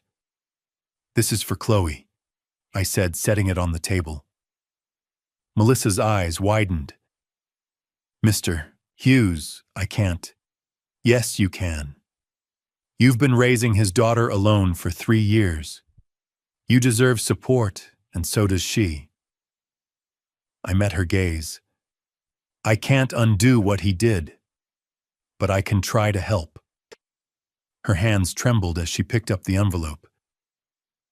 Thank you, I don't know what to say. Say you'll testify. She blinked. Want to testify? Brandon is going to face charges for fraud, identity theft, elder abuse. If you're willing your testimony about the child, support the abandonment, the $15,000, it'll help put him away. Melissa looked at Chloe, then back at me. Her voice was steel. I'll testify. He needs to be held accountable for what he's done. Thank you. I stood. Melissa walked me to the door, Chloe trailing behind her, clutching a stuffed bunny. Mr. Hughes. I turned. Your daughter, do you think she knows about Chloe? I don't think so, but she will. Melissa nodded slowly. I hope she's okay. I hope she gets out before he destroys her too. So do I. I drove home in silence, hands tight on the wheel. Brandon Hayes wasn't just a con man. He was a destroyer of families. He left Melissa alone with a baby. He drained my life savings.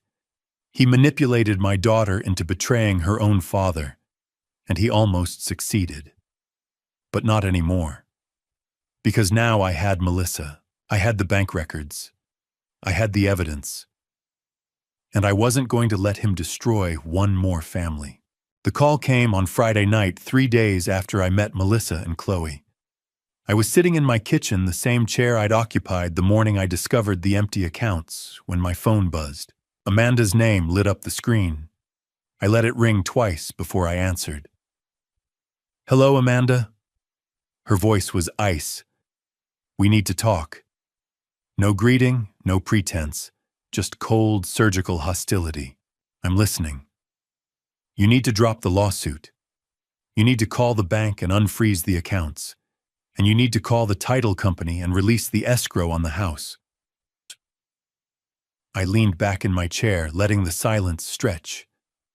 Or Brandon and I will file a petition with the court to have you declared incompetent. We'll request a psychological evaluation, a guardianship hearing, and if necessary, we'll have you committed to a memory care facility. My stomach twisted, but I kept my voice steady. A memory care facility. That's right. Her tone was clipped, rehearsed. You're 58 years old. You're showing signs of confusion, paranoia, memory loss.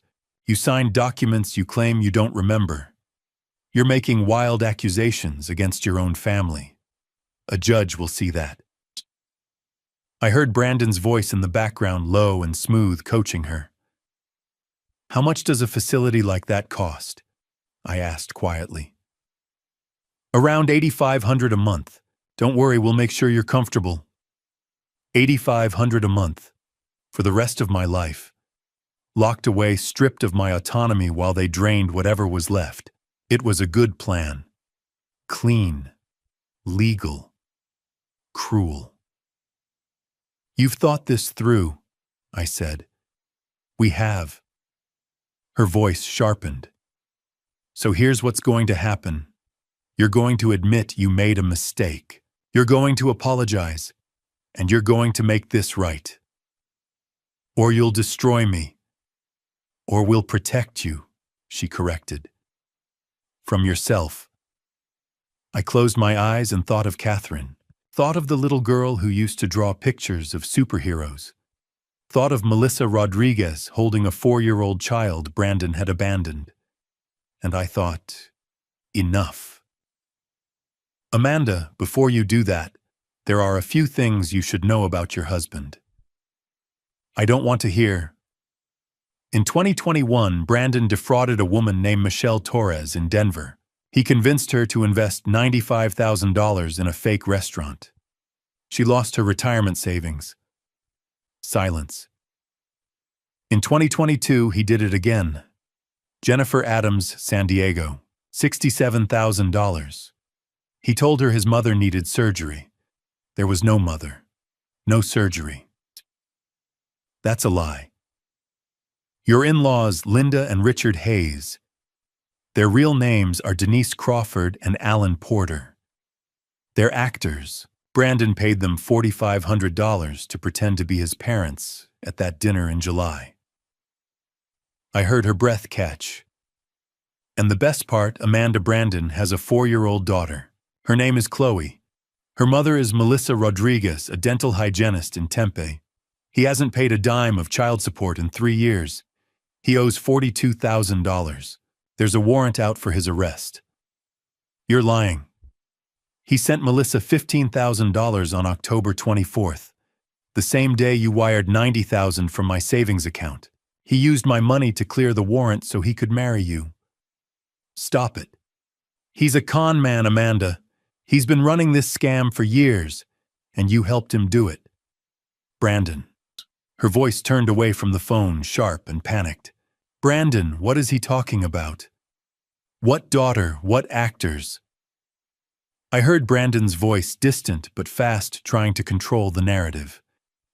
Baby, he's lying. He's trying to... Who the hell is Melissa Rodriguez? Amanda, listen to me. Who is Denise Crawford? The line exploded into shouting. Amanda's voice, shrill and furious. Brandon's voice louder, defensive, scrambling. I heard something crash, a glass, maybe a plate, and then the call cut off. I set the phone down on the table and stared at it. 30 seconds later, it rang again. Unknown number. I answered.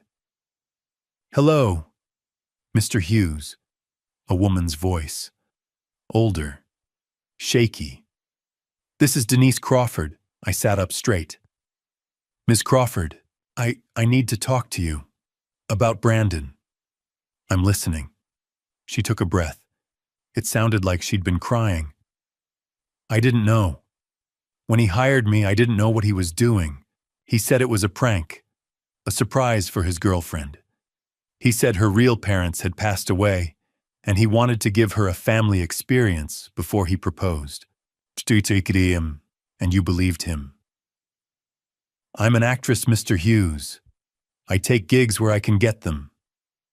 $2,500 for one dinner, it seemed harmless. Her voice cracked. But then I saw the news. I saw your name. I saw the lawsuit. And I realized I helped him steal from you. You did. I'm so sorry. She was crying now. I have a father. He's 73. If someone did this to him, I'd... She stopped. I want to make this right. I'll testify. I'll give you everything, the contract, the text messages, the Venmo receipts. Whatever you need. I exhaled slowly. Thank you, Miss Crawford. I'm sorry, she whispered again. I'm so sorry. The line went dead.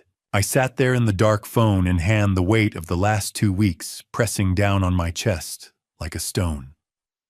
A knock at the door. I didn't move. Another knock.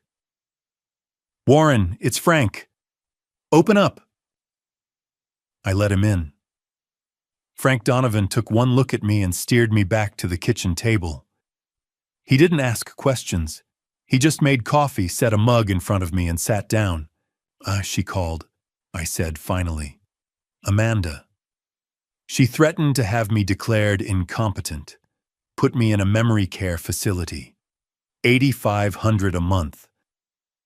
Frank's jaw tightened. Jesus. Then I told her about Chloe, about Melissa, about the fake parents. I looked at him. She didn't know Frank. She had no idea. And now she does. I nodded. Frank leaned forward, his voice low and firm. Listen to me. You didn't destroy her marriage. You didn't ruin her life. You're saving her life. She doesn't see it that way. Not yet, but she will. He gripped my shoulder. Brandon Hayes is a predator. He was going to bleed her dry and leave her with nothing. You stopped him. I looked down at my coffee. I just wish it didn't have to be like this. I know.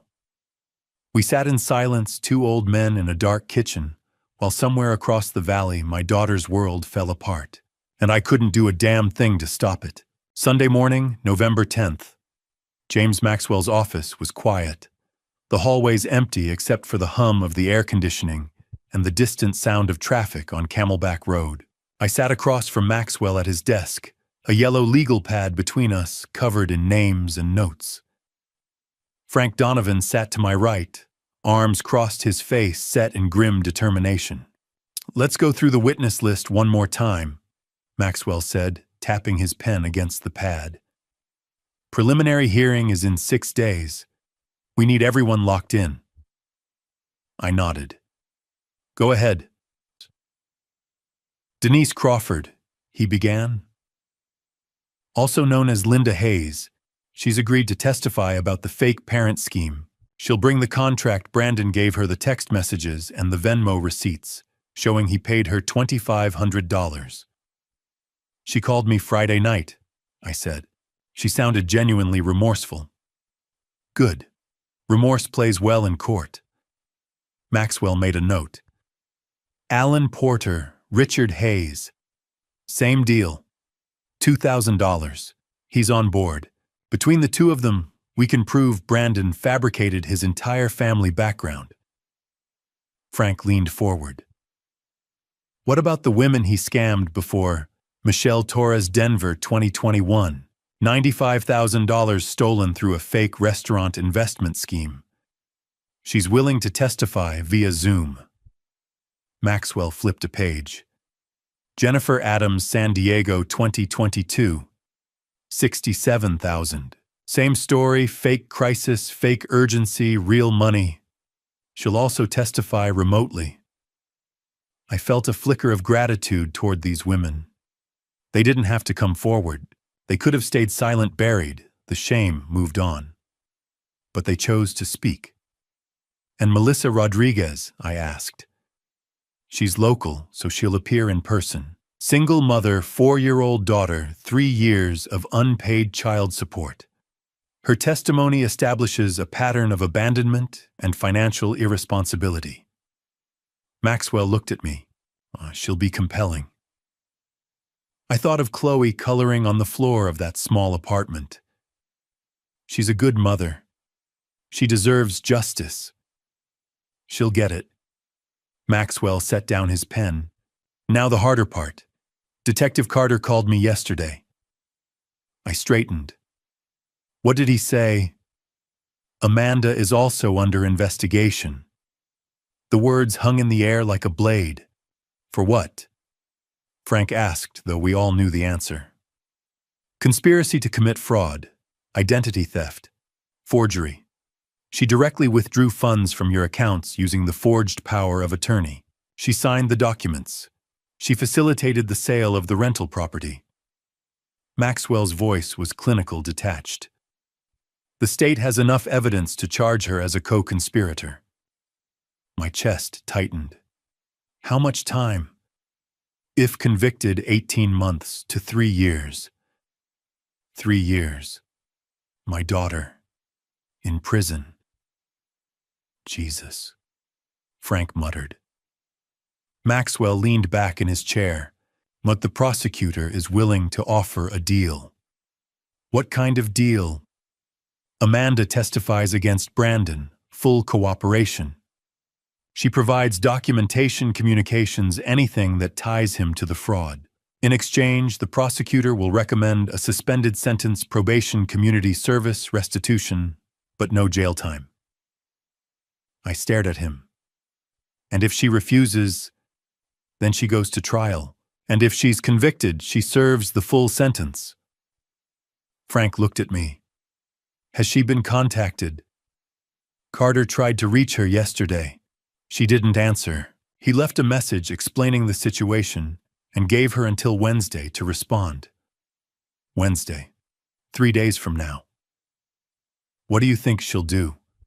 Frank asked quietly. I didn't answer. I didn't know. Would she cooperate? Would she finally see Brandon for what he was, a liar, a thief, a man who had used her to destroy her own father, or would she refuse?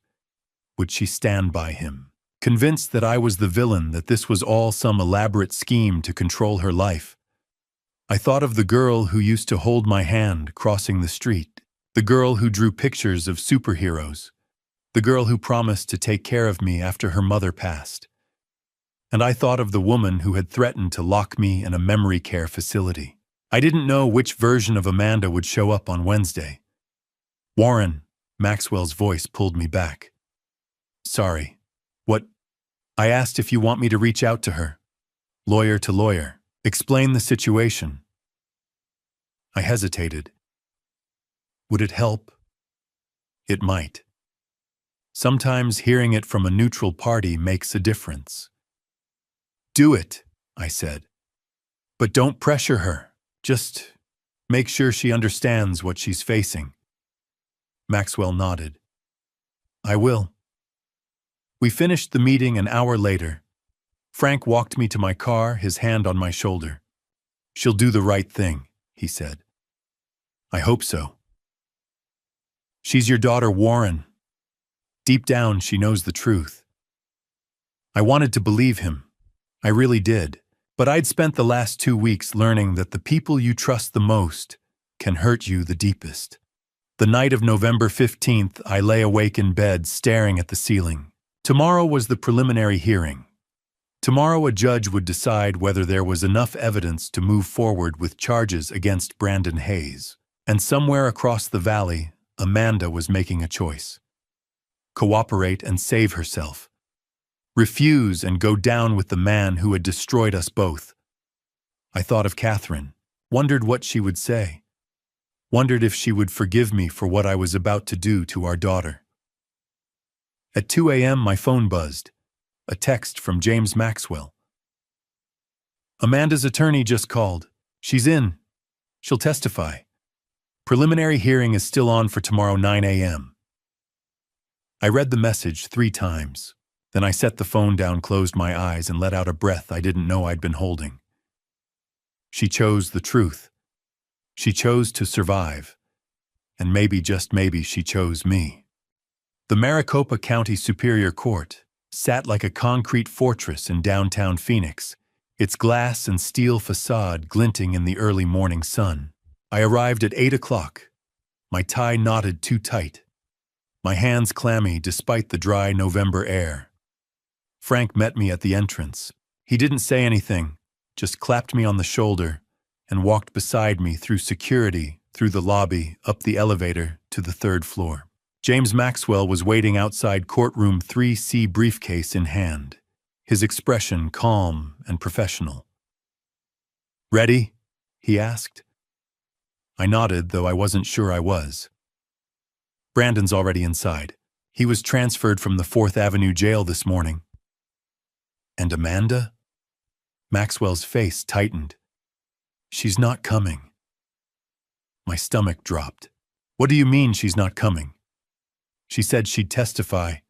She will, but not today. This is just the preliminary hearing. The judge will decide if there's enough evidence to proceed to trial. Amanda's testimony comes later. He paused. She asked to stay away from the courthouse today. She's struggling. I wanted to ask more, but the bailiff opened the door and called us inside. The courtroom was smaller than I expected. Wood-paneled walls, fluorescent lights, rows of empty benches. A handful of people sat scattered in the gallery, journalists, I guessed, or curious onlookers. I took a seat in the front row, Frank beside me, Maxwell at the prosecutor's table, and then they brought him in. Brandon Hayes. He wore an orange jumpsuit, his hands cuffed in front of him, his hair disheveled, his face pale and unshaven. Gone was the polished confidence, the expensive suit, the Tag Heuer watch. He looked smaller now, diminished. But when his eyes found mine, they burned with rage. He stared at me across the courtroom, his jaw clenched, his expression promising violence. I held his gaze and didn't look away. You did this to yourself, I thought. Not me. The bailiff announced the judge, Honorable Margaret Finch, a woman in her 60s with steel-gray hair and a no-nonsense demeanor. She took her seat, opened a file, and looked at Brandon without a trace of sympathy. Mr. Hayes, you are charged with 8 counts. Please remain standing. Brandon stood, his public defender, a tired-looking man in an ill-fitting suit, beside him. The prosecutor, a sharp woman named Lisa Ortega, rose from her table. Your Honor, the state charges the defendant with the following: count 1, elder financial abuse, Arizona Revised Statutes Section 46-456. The defendant, through fraudulent means, obtained $225,100 from the victim, Warren Hughes, age 58. Count 2, forgery, ARS 13-2002. The defendant facilitated the creation of forged power of attorney documents bearing a falsified notary seal. Count 3, fraudulent schemes and artifices, ARS 13-2310. The defendant engaged in a pattern of deception to unlawfully obtain money and property. Count 4, theft, ARS 13-1802. The defendant unlawfully took control of the victim's financial assets. Count 5, identity theft, ARS 13-2008. The defendant used falsified documents to impersonate authorized authority over the victim's accounts. Count 6, child support evasion, ARS 25-681. The defendant owes $42,000 in unpaid child support and has evaded legal obligations for 3 years. Counts 7 and 8. Additional conspiracy and fraud charges related to prior victims in Colorado and California. Judge Finch looked at Brandon. How do you plead? Brandon's lawyer cleared his throat. Not guilty, Your Honor. Noted. Ms. Ortega, call your first witness. For the next 2 hours, I watched the case against Brandon Hayes unfold like a landslide. Denise Crawford took the stand first. She was nervous, her voice shaking, but she told the truth. She described the contract, the $2,500, the text messages, where Brandon had coached her on what to say at the dinner. She presented the Venmo receipts, the fake script he'd given her. Brandon's face went red. Alan Porter followed. Same story. $2,000. A paid performance. He handed over his contract and his phone records. Brandon whispered furiously to his lawyer. Melissa Rodriguez was next. She sat in the witness chair with quiet dignity, her hands folded in her lap, and told the judge about Chloe, about the abandoned pregnancy, about 3 years of silence, 3 years of unpaid support. About the sudden $15,000 payment on October 24th, the same day my savings account had been drained. Brandon stared at the table. Then came the Zoom testimony. Michelle Torres, calling in from Denver, described how Brandon had convinced her to invest $95,000 in a non-existent restaurant. Her voice broke when she said she'd lost her retirement savings. Jennifer Adams from San Diego recounted a nearly identical scam. $67,000, a fabricated story about his mother's surgery. No mother, no surgery. By the time the last witness finished, Brandon looked like a cornered animal. Judge Finch reviewed her notes. Mr. Hayes, I find sufficient evidence to bind you over for trial on all 8 counts. Bail is set at $500,000. $500,000. Brandon's lawyer leaned over, whispered something. Brandon's face went ashen. Your Honor. The lawyer said, my client does not have the resources. Then he'll remain in custody until trial. Judge Finch's gavel came down. We're adjourned. Brandon was led away in handcuffs. He looked back once, his eyes locking on mine. I didn't flinch. Outside the courthouse, the desert sun beat down on the pavement, shimmering in waves of heat. I loosened my tie and took a breath. Detective Daniel Carter approached, his badge clipped to his belt. Mr. Hughes. A word. Frank and Maxwell stepped aside. Carter lowered his voice. We'll be issuing a warrant for your daughter within 48 hours. Conspiracy, fraud, forgery. She'll need to turn herself in. My chest tightened. She agreed to cooperate. I know, and that'll help her. But she still committed crimes. The law doesn't care if she was manipulated. Carter's expression softened. I'm sorry. I know this isn't easy. Will she go to jail? Depends on the judge. If she cooperates fully, testifies, shows remorse, probably probation. But she'll have a record. I nodded slowly. Thank you, Detective. He walked away. I stood there on the courthouse steps, the noise of the city buzzing around me, cars, voices, the distant wail of a siren. My phone buzzed. A text. Unknown number. I opened it. Dad, I need to talk. Amanda. I stared at the screen. 4 words. After 2 weeks of silence. After threats lies theft. Dad. I need to talk. Frank stepped beside me. What is it? I showed him the message. He exhaled slowly. What are you going to do? I looked up at the courthouse, then back at the phone. I don't know, I said quietly. But I knew I couldn't ignore her. Not yet. If you're invested in Warren's journey, comment waiting so I can feel your support. Before we continue, the upcoming part has creative elements woven in for impact. If that's not your style, you're welcome to close the video now. Totally understandable.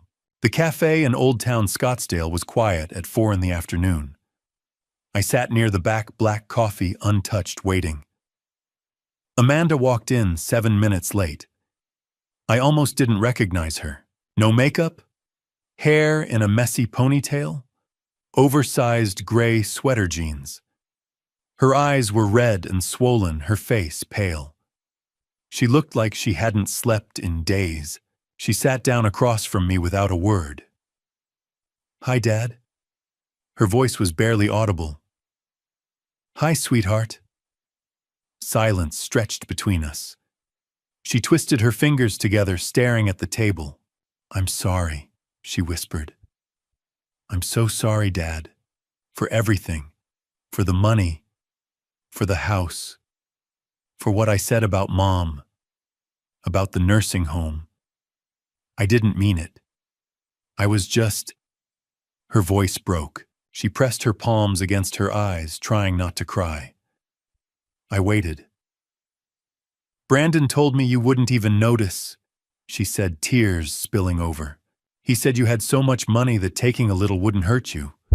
He said you'd want to help me. And you believed him. I wanted to believe him, because I was desperate. She looked up at me, her face wet. I'm $28,000 in debt, Dad. Credit cards. I was about to be evicted. I didn't know what to do. $28,000. Why didn't you come to me? I asked quietly. Why didn't you just ask? She shook her head. Because I was ashamed. Because I didn't want you to think I was a failure. Her voice dropped. And because after Mom died, you disappeared. Not physically, but emotionally. You were there, but you weren't there. I tried to talk to you, but you didn't want me. You wanted her. The words hit like a punch. I felt like I lost both my parents that day, she whispered. And I've been trying to get you back ever since. I stared at her, my throat tight. She was right. After Catherine's accident, I'd fallen into grief so deep I couldn't see daylight. I'd stopped answering calls, stopped living. I'd abandoned my daughter when she needed me most. Amanda, I said, my voice rough. I'm sorry. I didn't know. I know you didn't. That's why I didn't say anything. She wiped her eyes. Brandon knew. He knew I was angry. He knew I felt abandoned. And he used it. He told me you owed me.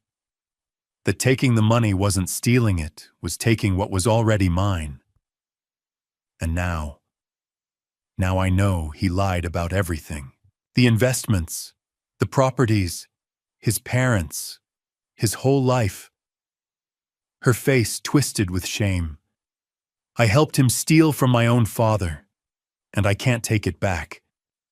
I reached across the table and took her hand. She flinched, then gripped my fingers like a lifeline. I forgive you, I said. She shook her head violently. You shouldn't. I don't deserve, Amanda. Look at me.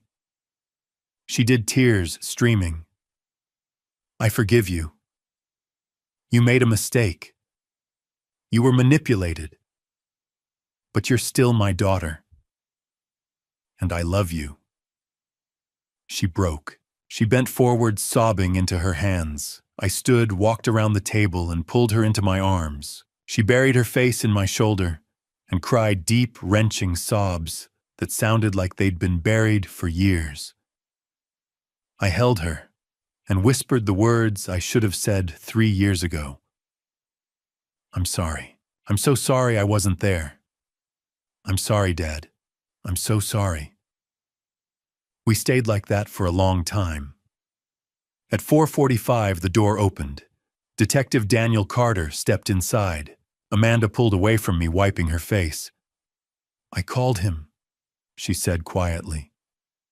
I need to do this. I need to face what I did. Carter approached. Miss Hughes, are you ready? She stood, her legs shaky. Yes. He didn't cuff her small mercy, but he placed a hand on her elbow and guided her toward the door. Amanda stopped and turned back. Do you really forgive me? I looked at my daughter, broken, ashamed, desperate for grace. I already have, I said. But you need to forgive yourself first. She smiled just a little and nodded. Then Detective Carter led her out into the Scottsdale sunlight. I stood at the window and watched them walk to the unmarked sedan, watched Amanda climb into the back seat, watched the car pull away, carrying my daughter toward a future I couldn't control. And I realized something. I'd gotten her back. Not the version of Amanda I'd lost 3 years ago. Not the little girl with pigtails and crayons. But the woman she was now. Flawed. Broken. Real. She was going to face charges. She was going to plead guilty. She might serve time, but she was mine again, and that was enough. The Maricopa County Superior Court was cold on the morning of January 15th.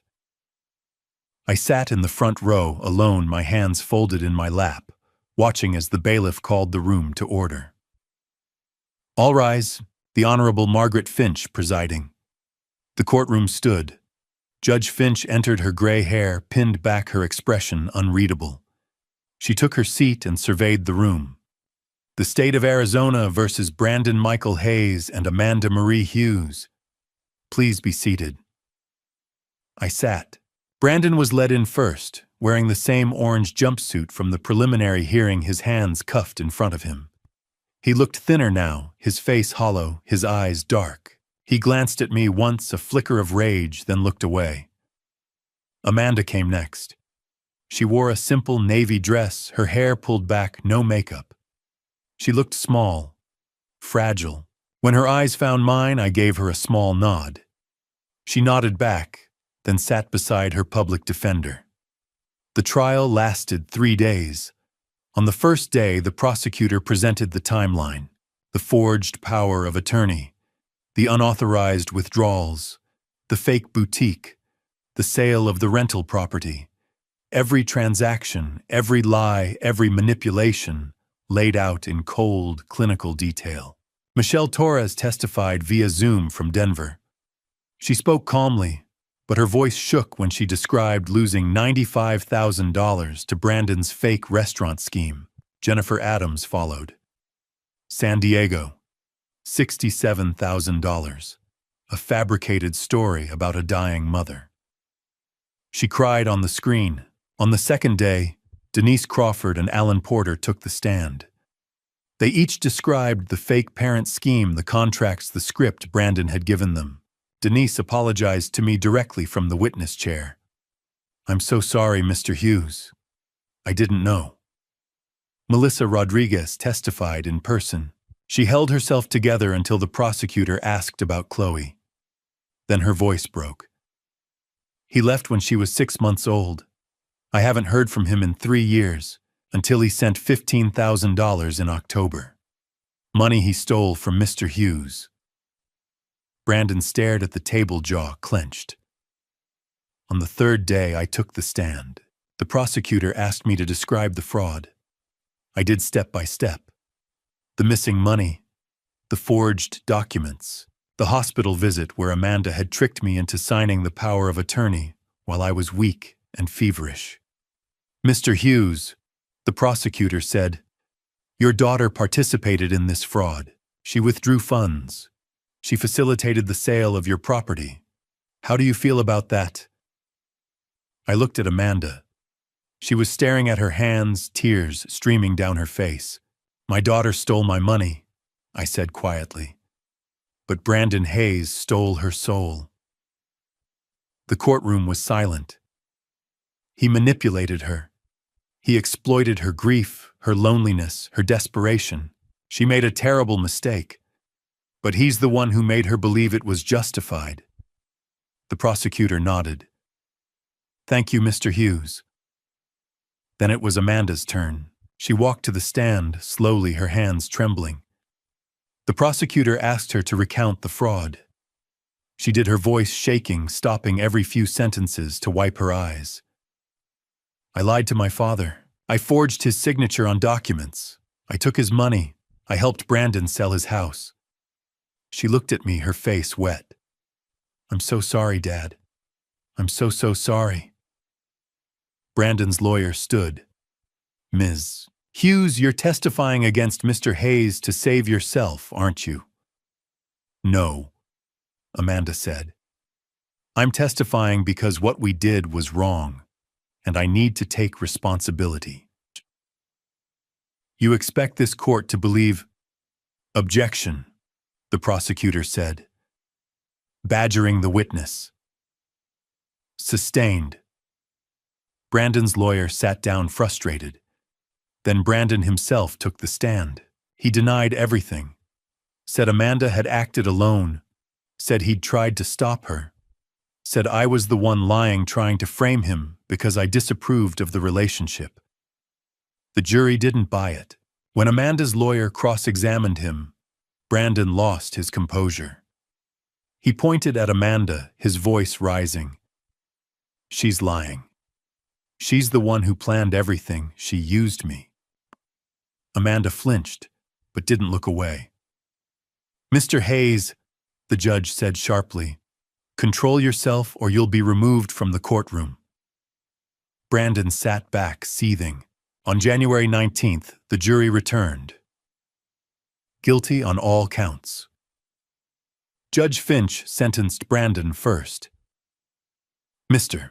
Hayes, you have demonstrated a pattern of deceit, manipulation, and financial exploitation spanning multiple years and multiple victims. You preyed on vulnerable people, including the elderly and a single mother.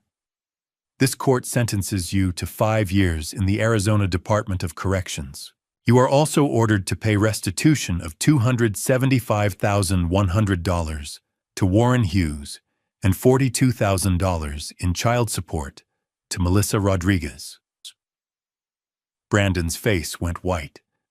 Then the judge turned to Amanda. Ms. Hughes, you participated willingly in this fraud. However, the court acknowledges that you were manipulated by Mr. Hayes and that you have shown genuine remorse. You have cooperated fully with the prosecution. This court sentences you to 18 months in the Arizona Department of Corrections, followed by 5 years of supervised probation. You are jointly responsible for restitution alongside Mr. Hayes. Amanda nodded, tears streaming. The bailiffs led them away. Brandon didn't look back. Amanda did. Her eyes found mine one last time before the door closed. 2 days later, I sat in the visitation room at the Perryville Women's Facility. Amanda walked in wearing a tan jumpsuit, her hair shorter now, her face pale but calm. She sat down across from me, a sheet of plexiglass between us. We picked up the phones. Hi, Dad. Hi, sweetheart. She smiled just a little. 18 months. I know. That's a long time. I shook my head. It's nothing. I'll wait for you. 18 months. I can wait. Her eyes filled with tears. You really mean that? I do. She pressed her hand against the glass. I pressed mine against hers. I love you, Dad. I love you too. We sat like that for a long time, 2 hands separated by plexiglass holding on. The letter arrived in March 2025, 2 months after the trial. Plain white envelope, Perryville return address, Amanda's handwriting. I opened it at the kitchen table. Dear Dad, I don't know how to start this. I've written it a dozen times. My therapist says I need to stop running from the hard things. I'm sorry. For stealing from you. For lying. For what I said about Mom. I've been going to therapy twice a week. I'm learning things I didn't want to see. How I blamed you for Mom's death because it was easier than accepting she was gone. How I let Brandon manipulate me. How I convinced myself stealing wasn't really stealing because I was angry. None of it was your fault, Dad. You were grieving. You were human. I don't expect you to forgive me. I just need you to know I'm trying to become the person you raised me to be. The person Mom would have wanted me to be. I love you, Dad. Amanda. I read it 3 times, then folded it carefully. That night I wrote back. Dear Amanda, I received your letter. Thank you for being honest. You don't need to keep apologizing. I've already forgiven you. What you need to do now is forgive yourself. I'm proud of you for going to therapy. That takes courage. I want you to know something. No matter what you did, no matter what happens, I choose to love you. That's not conditional. It's just true. 18 months will pass. I'll be here when they do. Love, Dad. I mailed it the next morning. The months that followed were quiet. Spring turned to summer, summer to fall. The house felt empty, but it was a different kind of empty. Not hollow grief, but waiting. In April, Frank convinced me to volunteer at the Phoenix Public Library again. I started teaching elder financial abuse workshops twice a month. I told my story carefully without names and watched seniors lean forward taking notes. "How did you know something was wrong?" someone asked. "I didn't. Not at first. I trusted the person who hurt me. That's what makes it so hard." After one session, a man in his 70s approached me, hands shaking. "My son's been taking money from my account. I didn't know who to tell." I gave him James Maxwell's card. "Call this lawyer. He'll help you." The man's eyes filled with tears. "Thank you." I thought of Amanda, how easily I could have stayed silent. But I hadn't. And maybe this man wouldn't either. In June, I used part of the restitution money trickling in from Brandon's prison wages and set up a small fund. $5,000. The Catherine Hughes Elder Protection Fund. Money to help other victims pay for legal fees, counseling basic needs. Frank helped me file the paperwork. Catherine would be proud. I hope so. Letters from Amanda came every 2 weeks. She told me about therapy sessions, her job in the prison library, the book club she'd joined. She told me about the women she'd met, all trying to survive their mistakes. "There's a woman here named Maria. She embezzled money to pay for her daughter's cancer treatment. She's been here 3 years. She says the hardest part isn't the time, it's the guilt. I understand that now." I wrote back every time. Short notes, updates about the house, Frank's terrible golf game, the workshops, the fund. "You're doing good work, Dad," she wrote in October. "I'm proud of you." I cried when I read that. In November, Frank invited me to Thanksgiving at his daughter's house. I almost said no. The thought of celebrating while Amanda sat in a cell felt unbearable. But I went. Frank's grandkids ran around shrieking. His daughter handed me a plate of turkey. I ate, smiled when I was supposed to. On the drive home, Frank asked, "You doing okay?" "I'm managing." "She'll be out in 7 months." "I know." December came. I put up a small Christmas tree for the first time since Catherine passed. I hung a few ornaments, plugged in the lights, and stared at it. On Christmas Eve, I wrote Amanda. "Dear Amanda, I miss you. I don't say that enough, but it's true. I put up a tree this year. Maybe because I wanted to remember when you were little. Maybe because I needed to believe good things can come back. 6 more months. We're almost there. Merry Christmas, sweetheart. Love, Dad." January arrived cold and clear. I marked days on the kitchen calendar. 18 months minus 13, 5 to go. In February, Amanda's letter was different. "Dear Dad, I've been thinking about what happens when I get out. I'm scared. Scared I won't find a job. Scared people will judge me. Scared I'll disappoint you again. But I'm also hopeful. I've changed, Dad. I understand now what I did, not just to you, but to myself. I let anger and fear make my decisions. I won't do that again. I don't know what my life will look like in 4 months, but I know I want you in it. If you'll still have me. Love, Amanda," I wrote back immediately. "Dear Amanda, of course I'll have you. You're my daughter. That hasn't changed. It never will. You're going to be okay, better than okay. You're going to build a life you're proud of. And I'll be here to help however I can. 4 more months. I'm counting down with you. Love, Dad." On the last night of February, I sat on the back porch wrapped in a jacket staring up at the desert sky. The stars were bright and endless. I thought about the last 18 months, the theft, the trial, the letters, the waiting. I thought about Catherine, about the promise I'd made to protect our daughter.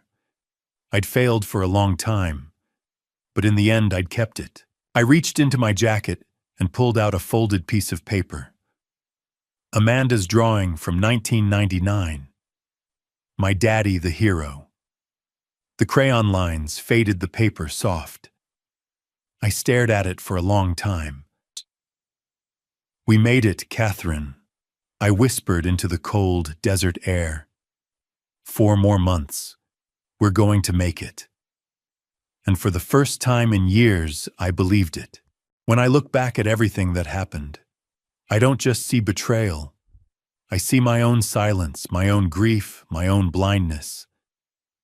This wasn't only a family story about money. It was a family story about distance pride and the dangerous things we don't say out loud. I thought being strong meant handling pain alone.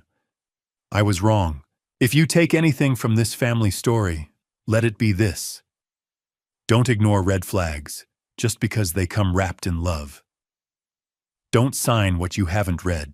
Don't assume your children are fine because they smile. And don't disappear emotionally the way I did after my wife died. That vacuum became the space someone else stepped into. People may call what I did dad revenge, but it wasn't revenge. Real dad revenge isn't about destroying your child. It's about stopping the person destroying them. And sometimes painful truth is the only form of protection. If there was any dad revenge in this journey, it was aimed at deception, not at my daughter. Justice matters, accountability matters, but so does grace. I believe God does not waste pain, He uses it to refine us. I lost money, I lost peace, but I found my daughter again. And that is worth more than any account balance. Now, from my heart to yours, thank you for staying with me until the end of this journey. Leave a comment and tell me, what would you do if you were in a father's place, betrayed by his own child, yet forced to choose between justice and mercy? I truly want to hear your perspective. If this story moved, you consider subscribing so you don't miss future episodes. Please note, while inspired by real-life social issues, certain elements have been dramatized for storytelling. If this type of content isn't for you, feel free to explore other videos that better match your interests. 가보면 웃겨지겠지?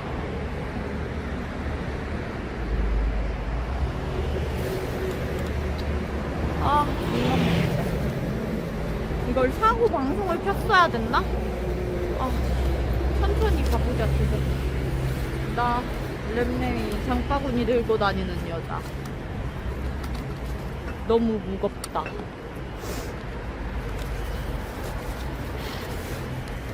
아이. 아. 이게 너무. 가만히 계세요. 이게 너무 무거워, 이게. 아이고, 가볼까?